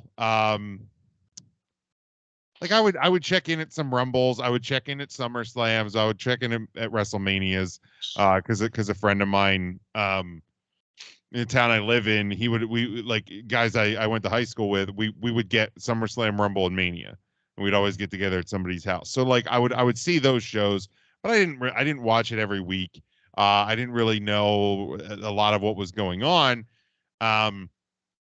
Then Mania 26, because of Bret Hart's return, is what got me to tune back in, and ever since then I've been probably a bigger fan now than I ever was growing up. So started watching it obviously weekly. A little bit before WrestleMania 30 is when I started podcasting just in general. And I would have Ryan and Matt join me for like pay-per-view predictions for like Rumble, Mania, whatever. And I noticed that like a lot more people like tuned in when we were talking the wrestling shows. So that's how 3 Count Thursday started. That was over 8 years ago. And yeah, so there was a brief period of time, 5-6 years, where I kind of fell out of it. It wasn't because I didn't like wrestling anymore, but I just like drinking and hanging out with friends at bars more at that point in my life. So yeah, I mean, I obviously couldn't be more thrilled to be back in the wrestling world. But that's my kind of wrestling story. All right, Mike. For the record, Kemba Walker did not get traded again. Someone doesn't know how to type on Twitter. Shocker. Okay. Well, I'm glad I didn't hit the break. Second note of the NBA draft. God damn, the New York Knicks did a lot today. Yeah. It won't matter because they suck. Yeah, but Charlotte getting like 97 draft picks for 13 overall was pretty damn good haul. All right, back to the topic at hand, wrestling. Wrestling. I just watched the worst elimination in Royal Rumble history, by the way. Which one are you on now? I'm watching the same Royal Rumble that I was watching earlier, and I just watched Big Daddy V in his silk pajamas, just like dry hump Matt Hardy into an oblivion and then throw him out of the ring. Thing sucks. And now Shelton Benjamin is coming out with his mama. Oh. Yeah, this is real life, guys. This really happened. All right, wrestling story. But hey, 2022 is the worst shit that ever happened in wrestling. Yeah, exactly. So I grew up. I think there was a point in my life where my brother actually watched wrestling, and that's how I actually came across wrestling. Yeah, so I kept following it when my brother basically tailed off from it. I've watched wrestling basically 99.8% of my life that I remember. I've watched wrestling. I did take a short sabbatical, like my junior year of high school. I just had so much going on, in school, and to be honest with you, I wasn't the best in high school with grades and all that shit. So there was a lot of times where I was spending all my extra time trying to make sure I got my homework done and stuff like that, so that I could graduate with my classmates and stuff like that. So, but yeah, my grandparents helped fuel the fire. I had tickets to Starrcade the 2 years that it was at the now, I guess, Verizon Center, formerly MCI Center, the phone booth, as we call it. It's Capital One Arena now. Oh, Capital One Arena. I'm sorry. It can no longer be called the phone booth now that it's Capital One. But before then, correct. But before then, it was the phone booth. Anything I ever wanted growing up, my grandparents found a way to get it. Action figures, wrestling rings, toys. So they definitely pushed me into that, into loving that, and got to do a lot of fun things. My dad got front row tickets one day to a house show in, I want to say it was Richmond, at the Coliseum. And I'm sorry, it was US Air Arena in Landover or Baltimore, old arena up there. And we had front row tickets, and funny enough, Legion of Doom was taking on the New Age Outlaws for the tag titles. And little short me is sitting there in the front row, and Billy Gunn gets knocked out of the ring. He's sitting in front of us, and I go, "Billy, get up! Your partner needs your help." And he goes, "Don't worry, kid. We're about to win the match right here." And I go, "How?" As I'm saying that, China gets in the ring and low blows one of the Legion of Doom, and they retain the title. Oh my god! So I chuckled at that. Got the high fives. Not to steal your thought. I had a moment. There was a house show in Hershey, their first one at the new arena. My cousin and I got front row seats, and Stacy Keebler was managing Test at the time. So of course Test is the heel. And just being the smart ass that I am, I was cheering him, and so because I'm literally the only person in the place cheering for him, she turned around and winked at me. So it's like a 19-year-old. No, I didn't get a boner. 19 years old, but I was just like, yeah, that's right. So well, Jim, going from there, I started, like, towards the end of high school is when I found out about Ring of Honor. And I guess this is where we can divert to the long-winded story. Became a member of the Ring of Honor message board. That's where I met the cheer up emo kid that's in the bottom corner of my quad box, who I've now been to 11 WrestleManias with. Yep. We were the final two on Ring of Honor message board Survivor. We had a great alliance, and then we decided to try the alliance in real life. We've been best friends ever since. I've met some really, really, really good people from that message board and through the message board that we then created once they killed that message board. I'll never forgive you. You know who you are. Motherfucker. No, but the Looney Bin, and stuff like that, which is the forum that some of us still go to every once in a while for witty banter with our friends from the Ring of Honor message board. And then became friends with Joe. Went to that first WrestleMania together. Like 20 days later, I had my first child. So a lot of crazy shit happened. But I still watch wrestling. Went to a couple of King of Trios in Chikara, over at the Easton Funplex. Those were entertaining. Getting pictures with a bunch of old wrestlers past their prime. So it's safe to say that Ring of Honor to now you never stopped. Pretty much, you've been constant. I would even probably go a little bit further than that. I'd probably say like 2006. At the very least, for the last 11 years that you and I have known each other, neither one of us has never not been a wrestling fan during that time. Yeah, I mean, there have been times where it's like I'll read results and I won't like watch every show, right? Like just because of time and now having 3 kids and stuff like that. It's a little chaotic, but it's like I always still know what's going on. I'd be remiss to not mention friends that we've made, and we just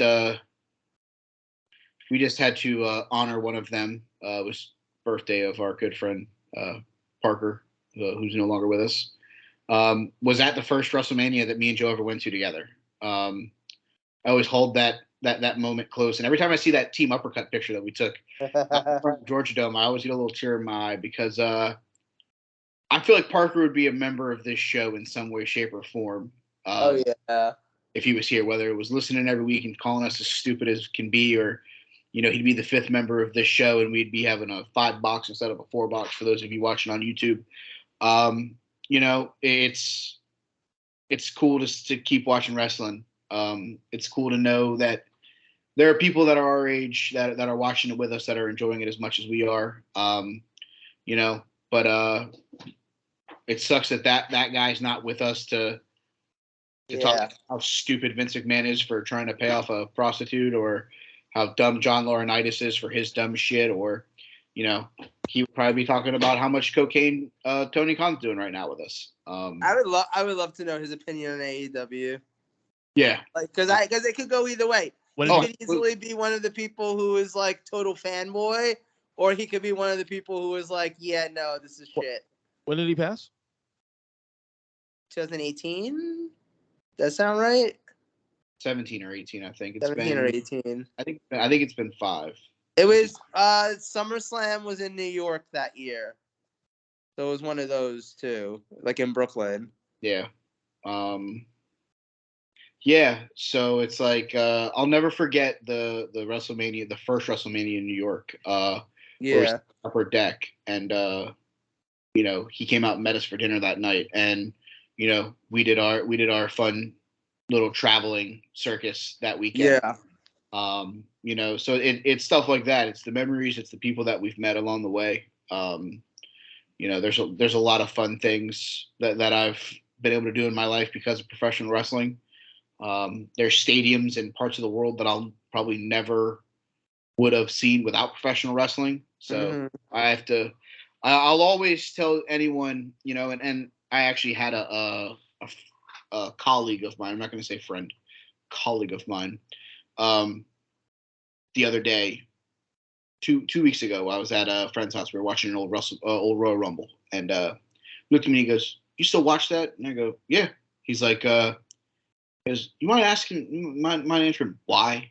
He's like, what is it? Like, I get it, but it's scripted. It's not like real. And I go, I'm gonna try to put it to you as easily and simply as I can. It's the male telenovela. Yeah. Do I know this colleague by any chance? Yeah. Okay. I'll guess later. I've had a long history with this person. Okay.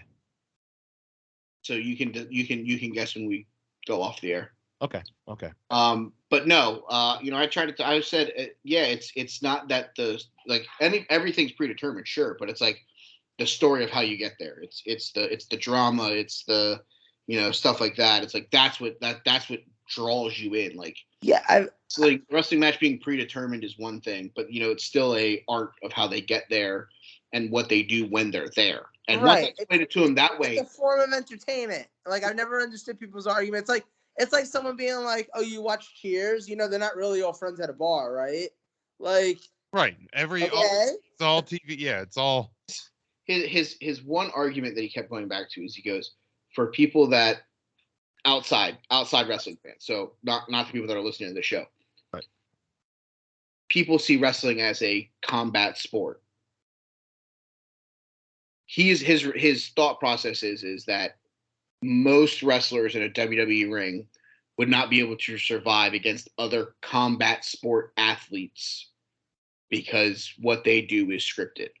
See, and I can agree with that to a degree, but the thing is, and you're right, like this is an outside perspective thing. That's why I wanted to preface this because like you have to remember, particularly in WWE's case, maybe not in AEW's case, but in WWE's case, Raw, SmackDown, those are not wrestling programs. Those are programs about a wrestling show. That's what those shows are. That's like Empire's not a show about rappers.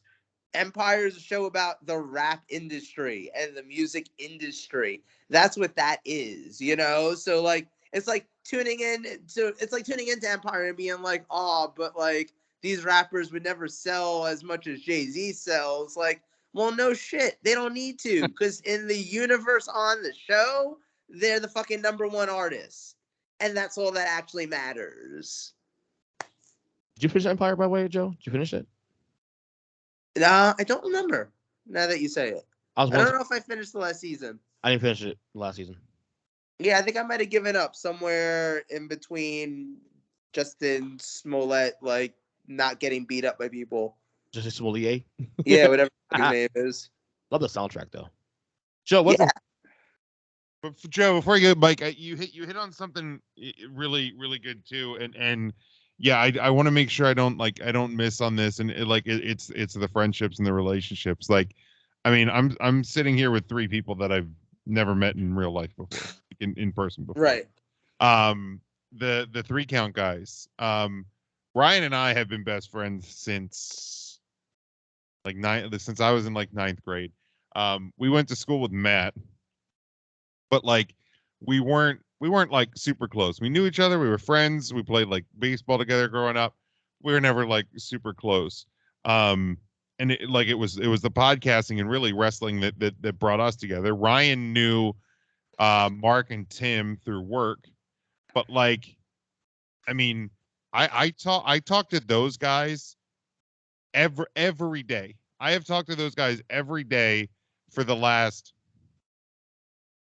for the 5 of us for easily the last 5 years. Every day we talk to each other.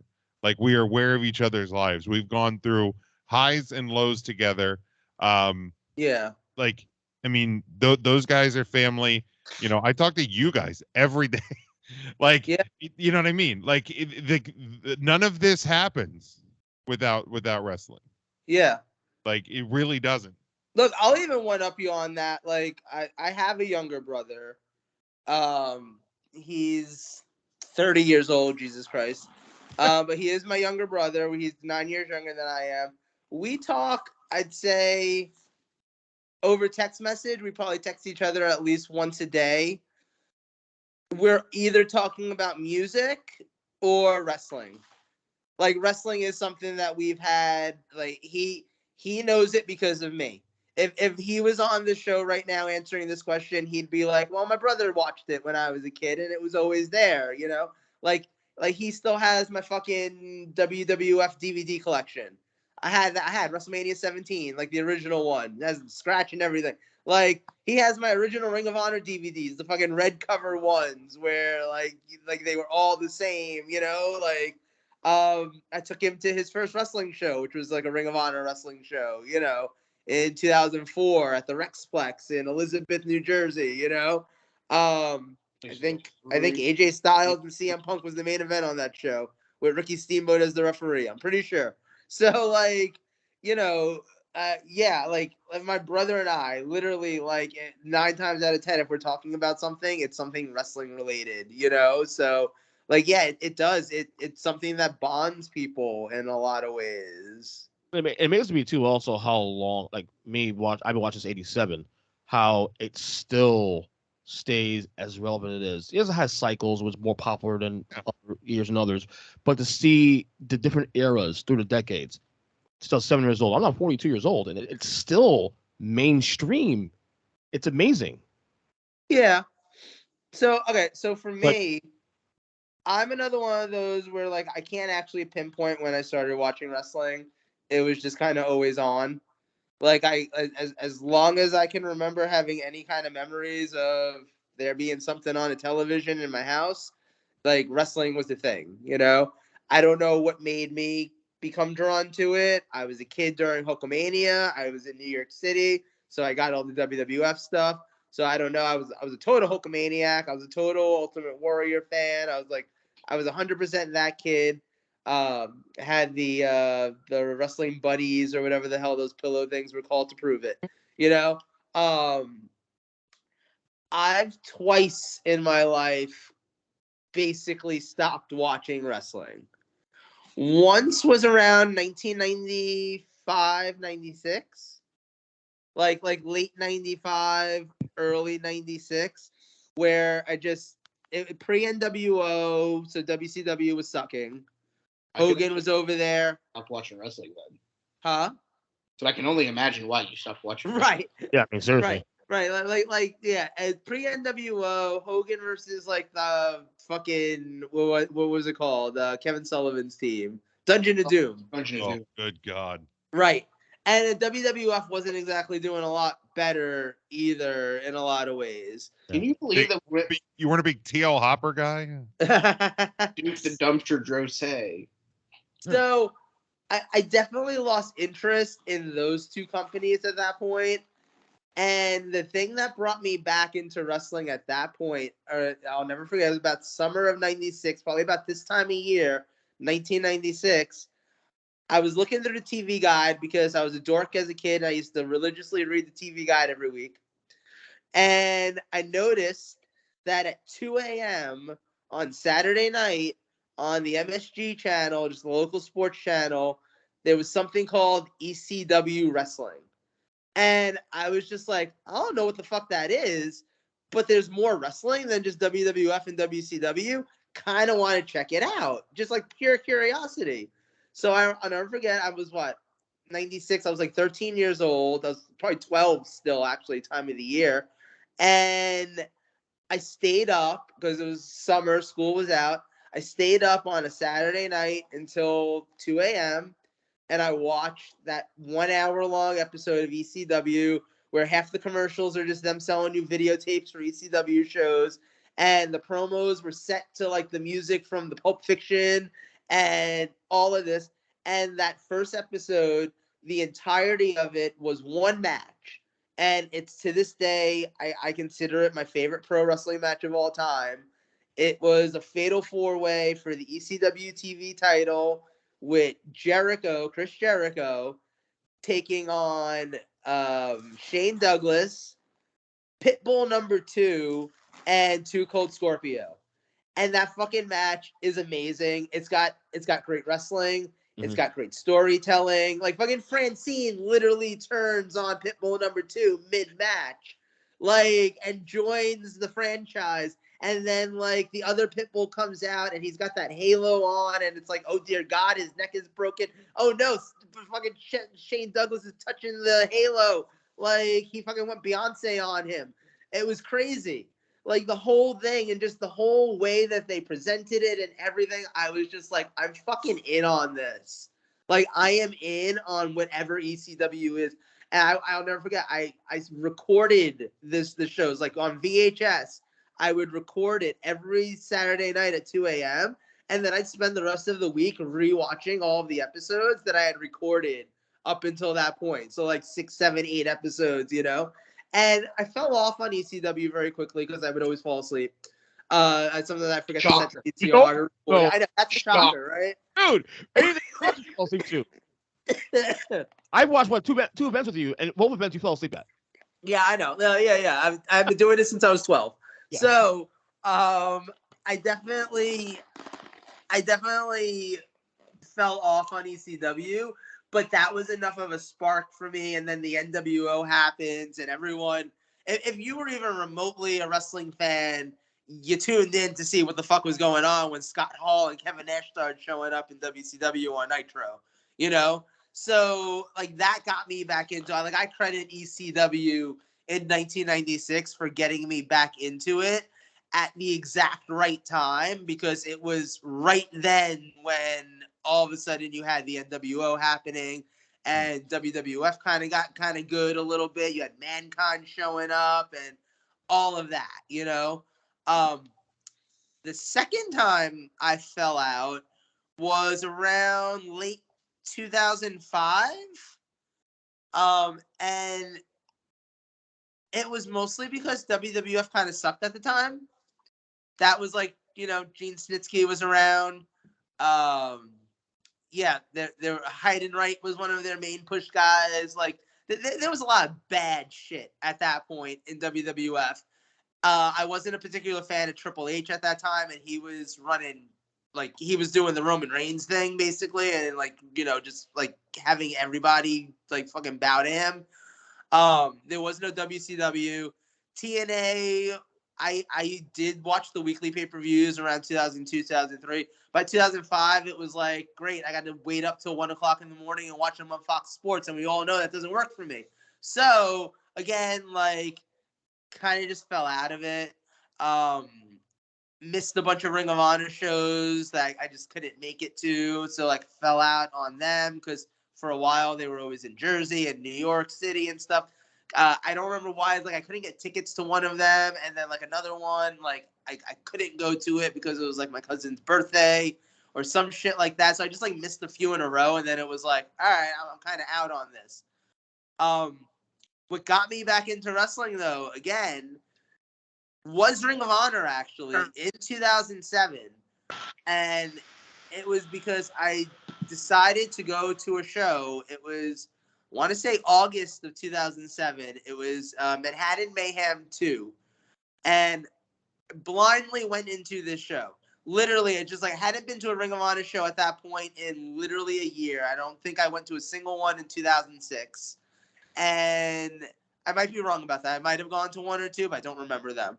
But definitely, like, my interest level was kind of like, all right, we'll see. I'll go to this. Maybe it'll be fun. Bryan Danielson was on the card.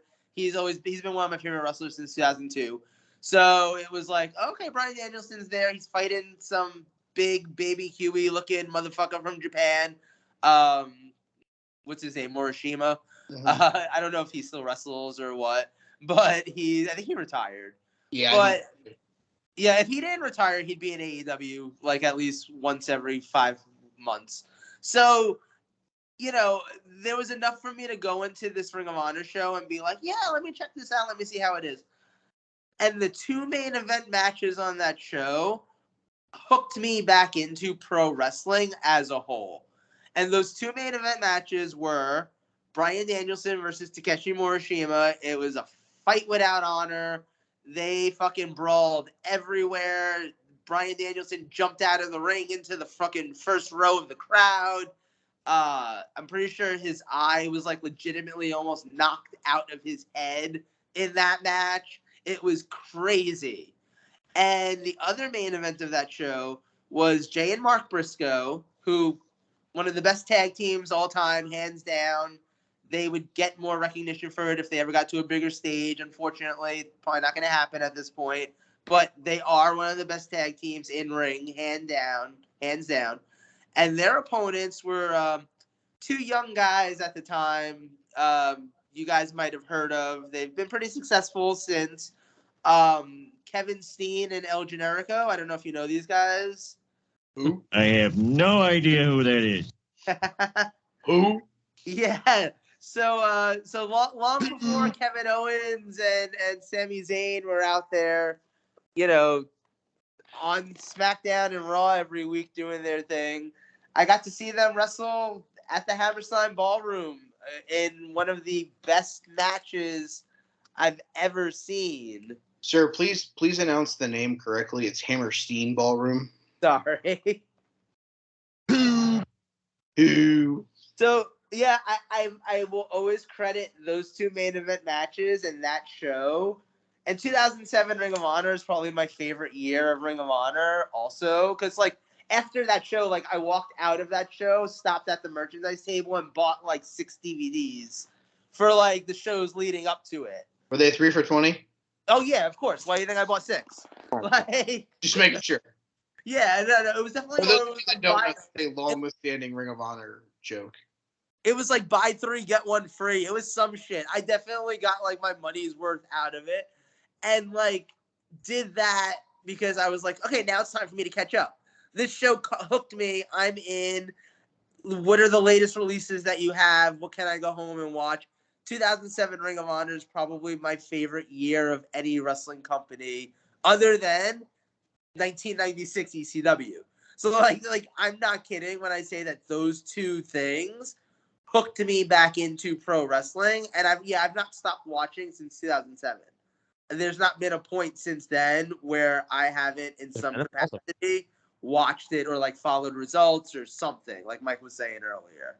Which is amazing because like again, there's no off season for this stuff. It never stops. A fucking pandemic didn't stop it. So if a pandemic can't stop it, then what's going to stop it? You know, so I mean, pandemic didn't stop it because honestly, we needed something. Yeah. Like honestly, I'm sort of surprised that more people didn't become wrestling fans during the pandemic because like at least it was something new every single week on TV. I think the hard thing because I had friends of mine that tried it was the empty arenas. Okay. Yeah, good stuff. Like for us, I think we could put that aside because like it was something we knew we could associate with it. And it just they did what they had to do. If you're trying to like catch back up on it, it's an awkward watch. I mean, go pull any pandemic episode from AEW or WWE or any company when there's nobody in the crowd. It's a weird situation. I kind of sometimes randomly get in the mood, and I know this is weird and I haven't actually done it, but I get randomly in the mood to rewatch the WrestleMania from the pandemic. Oh, I watched it on it was a good show. The build up to Mania. Those matches hold up, man. Yeah. Do they? I give credit to I mean there was maybe a couple of misses on the 2 nights, but I give credit to everyone involved. Like it really had no business being that good, all things considered, man. But they it was really good. Right. Like everybody knows my 17-year layoff from 02 to 19, obviously. But like what got me into wrestling was simple. My cousin, I used to go to his house all the time, see my aunt, and in his room he had his fucking VHS tape. I was 8 years old, and it was a WrestleMania 3. It wasn't the original WrestleMania 3, it was the one he recorded, and it's like big bold letters, WrestleMania 3, March 29th, 1987. And every time I go over, I watch that. Every time at 7 years old, and that just started the ball rolling. I was addicted for a long time, probably till I had maybe about 2 fall-offs. I think around 93-ish, 94 when Hogan left, I stopped watching. I came back in 96, mainly because Shawn Michaels won the title in March and April of that year. I came back, and then the NWO hooked me for good. Once the NWO thing happened, I was hooked. And that dragged me into the Attitude Era with WWE, and I was hooked pretty much. And now at that point, too, all my cousins were into it also as well for a while, too. So that carried me over from 98, 99. One of my first shows ever that year. One of my first Raw ever in 98, 99. Went to Armageddon 99. So I was obsessed to about 2001. Then it was like a little 6-month layoff where after Mania 17, where I stopped watching for about 6 to 8 months. And then I heard rumors about Hogan and NWO coming back to WWE in 2002. So I watched again for a couple months after that. And after Mania 18, I was pretty much done at that point. Because I started doing music at that point. I was in a band and I was doing a lot of other shit. And then the rest is history. So, and then of course we're here now. I will say today, I've never really had appreciation for it. Like I knew who ECW was, and once in a while I'll pull out ECW just to see what it's all about, but I didn't follow it. But I will say these last 3 years have made me appreciate not so much WWE and the top level stuff, but independent wrestling as a whole. Seeing like I'm really fascinated by listening to Joe and Mike on this, and this is one of the good things about this podcast for me too. It's a great way for me to look to timestamp things that I missed, and because of Mike and Joe, I am so fascinated with Ring of Honor because all the talent that came through there into the mainstream years later, like Samoa Joe and and Brian, it's now made me want to go back and watch those older stuff. And of course, because AEW was what got me into wanting to come back in the first place. And then I started watching WWE first. And then, of course, AEW happens months later. I credit Mike for that, to be honest with you, because I was, But, independent wrestling's where I started appreciating the last 3 years. Because back then, I didn't give a shit. To me, I wasn't into the dirt sheets and stuff. I didn't give a fuck, man. When Chris Jericho came in 99, I watched it in real time. I didn't know he was coming. It just happened. I just let this shit happen. Right. Like, surprise for surprise. So today, now I'm watching it now for the last 3 years, and I'm into the dirt sheets now, and obviously all the stuff with the internet and all that. But the one thing that's different now than compared back then is that my appreciation for the internet, for the independent wrestling, the impacts and the MLWs and all that, just appreciating that there's more out there than just WWE and AEW and vice versa. So, not that you actually watch any of it, but I digress.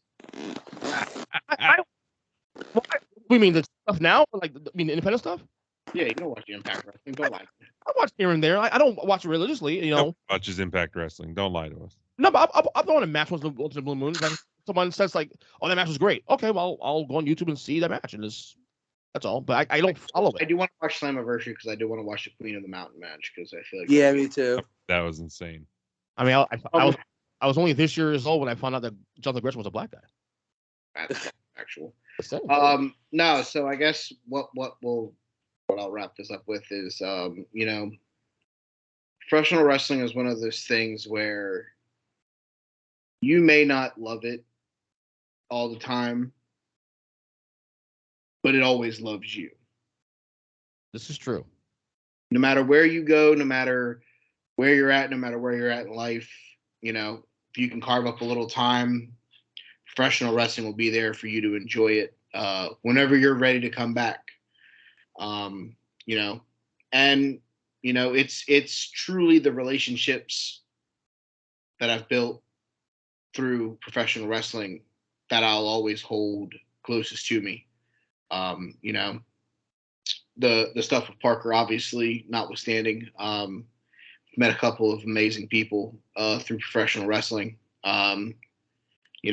Get to come on here and shoot the shit with you guys and, added Jim to the fold. Someone, like Jim said, never met him in person, but if he picked up the phone tomorrow and said, "Hey, I need a hand, I'm going to find a way to get there." So it's one of those things where it's like, and I say this on social media all the time. If you're a wrestling fan, stop shitting on other wrestling fans. We're a fan of the same fucking thing. Just because you don't think, just because you think your opinion's better, stop. I will say for every shitty fan you have out there some really good ones out there too. We on the internet. But at the end of the day, whether you like what AEW is doing or whether you don't like what AEW is doing, whether you like what Vince McMahon is doing with WWE or whether you don't like what Vince McMahon is doing with WWE, if Ernest tomorrow comes out and puts out a tweet that says, "I love AEW and I think Vince McMahon is doing horrible," I would be doing a disservice to the wrestling industry to shit on his opinion. Right. Because at the end of the day, that's the most beautiful thing about professional wrestling. You don't have to love it, but it's going to love you back. That's for sure. That's for sure. All right. Wrestlers of the week. Yeah. Let me bring that up because for those of you that don't know, we actually made picks last week. So I'm going to announce those picks and then we'll get into ours. Last week, who had the extra pick last week? I think Jim did. That was great. I was literally doing the picks while we were in the middle of a push. You and I. Oh, Ernest had the extra pick last week. Yeah, I did. Yeah, I did. I have the extra pick this week. So our picks for last week, Ernest took the Young Bucks, Christian Cage, and Seth Rollins.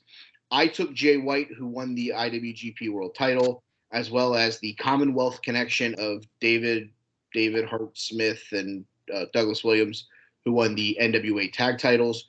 Joe took Hiroshi Tanahashi and Will Ospreay. while Jim took the new Intercontinental Champion Gunther and the new NWA Champion Trevor Murdoch after Chelsea's husband had to vacate the title due to injury.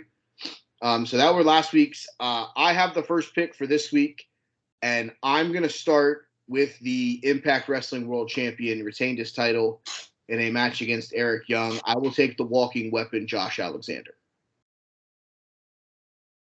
Joseph? I'm going to take the most obvious one this week. It's head of the table. He retained the title on SmackDown, so. Jim? I will go with the new MLW Women's Champion and half of the new Impact Knockouts Tag Team Champions, Taya Valkyrie. Ooh. Toolbox? I'll go with Toni Storm, actually, with a big win over Marina Shafir in her lead-up match to Forbidden Door. I'm going to keep the Impact train rolling. I'm taking the new Impact Wrestling Knockouts Champion. I'm taking Mrs. Jonathan Gresham, Jordan Grace. Yummy. She's actually white, just so you know. I know that. She's fucking hot, too. Joseph. Fuck, I don't know. Who won shit this? Fuck. Who? I don't know. The Good Brothers beat the Briscoes for the Impact Wrestling Tag Titles. Yeah, sure. Let's go with that.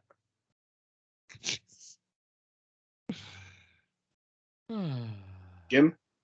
Give me new X Division champion, Speedball Mike Bailey. Ooh, nice one. Toolbox? I'm going to go Carmelo, who was a big win in the Fatal 5-Way.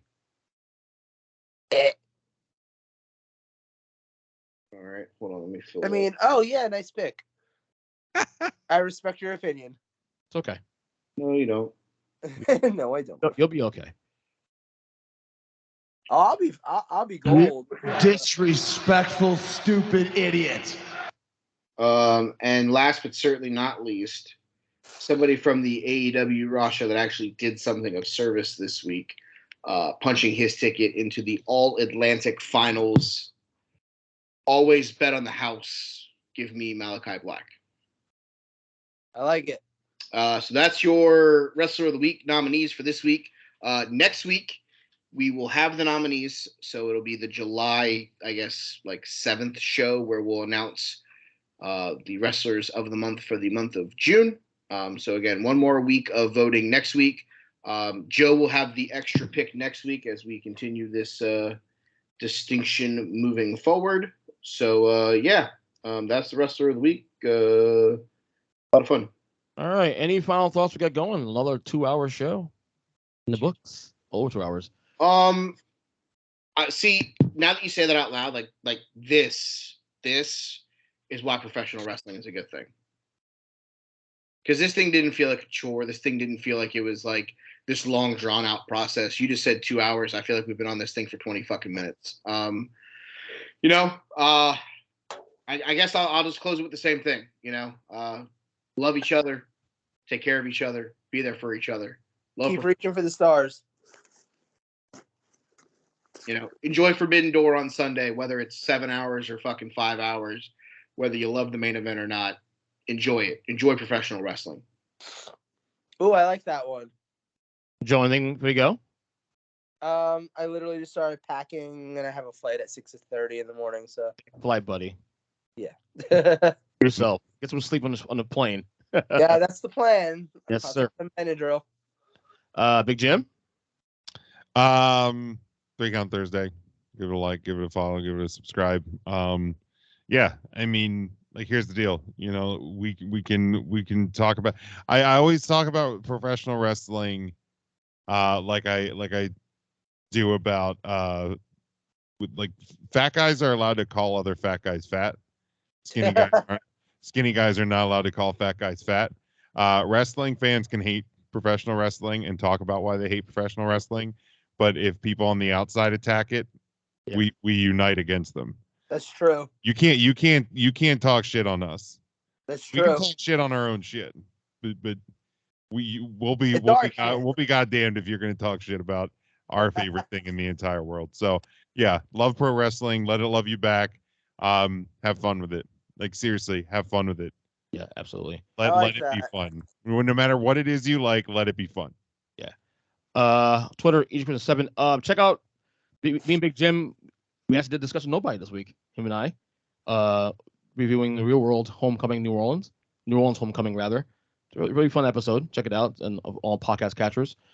I guess Saturday afternoon, I'll be posting the live draft order on the Take 3 Wrestling podcast at Take3 Wrestling. Yeah. Joe doesn't know anything about that because he missed the front half of the show. I'll fill you in on that tomorrow because it's not Sure. tomorrow. So, yeah. Other than that, that's about it. Great show as always. Ready to be back in the saddle again after a week off. And that's it. Bye.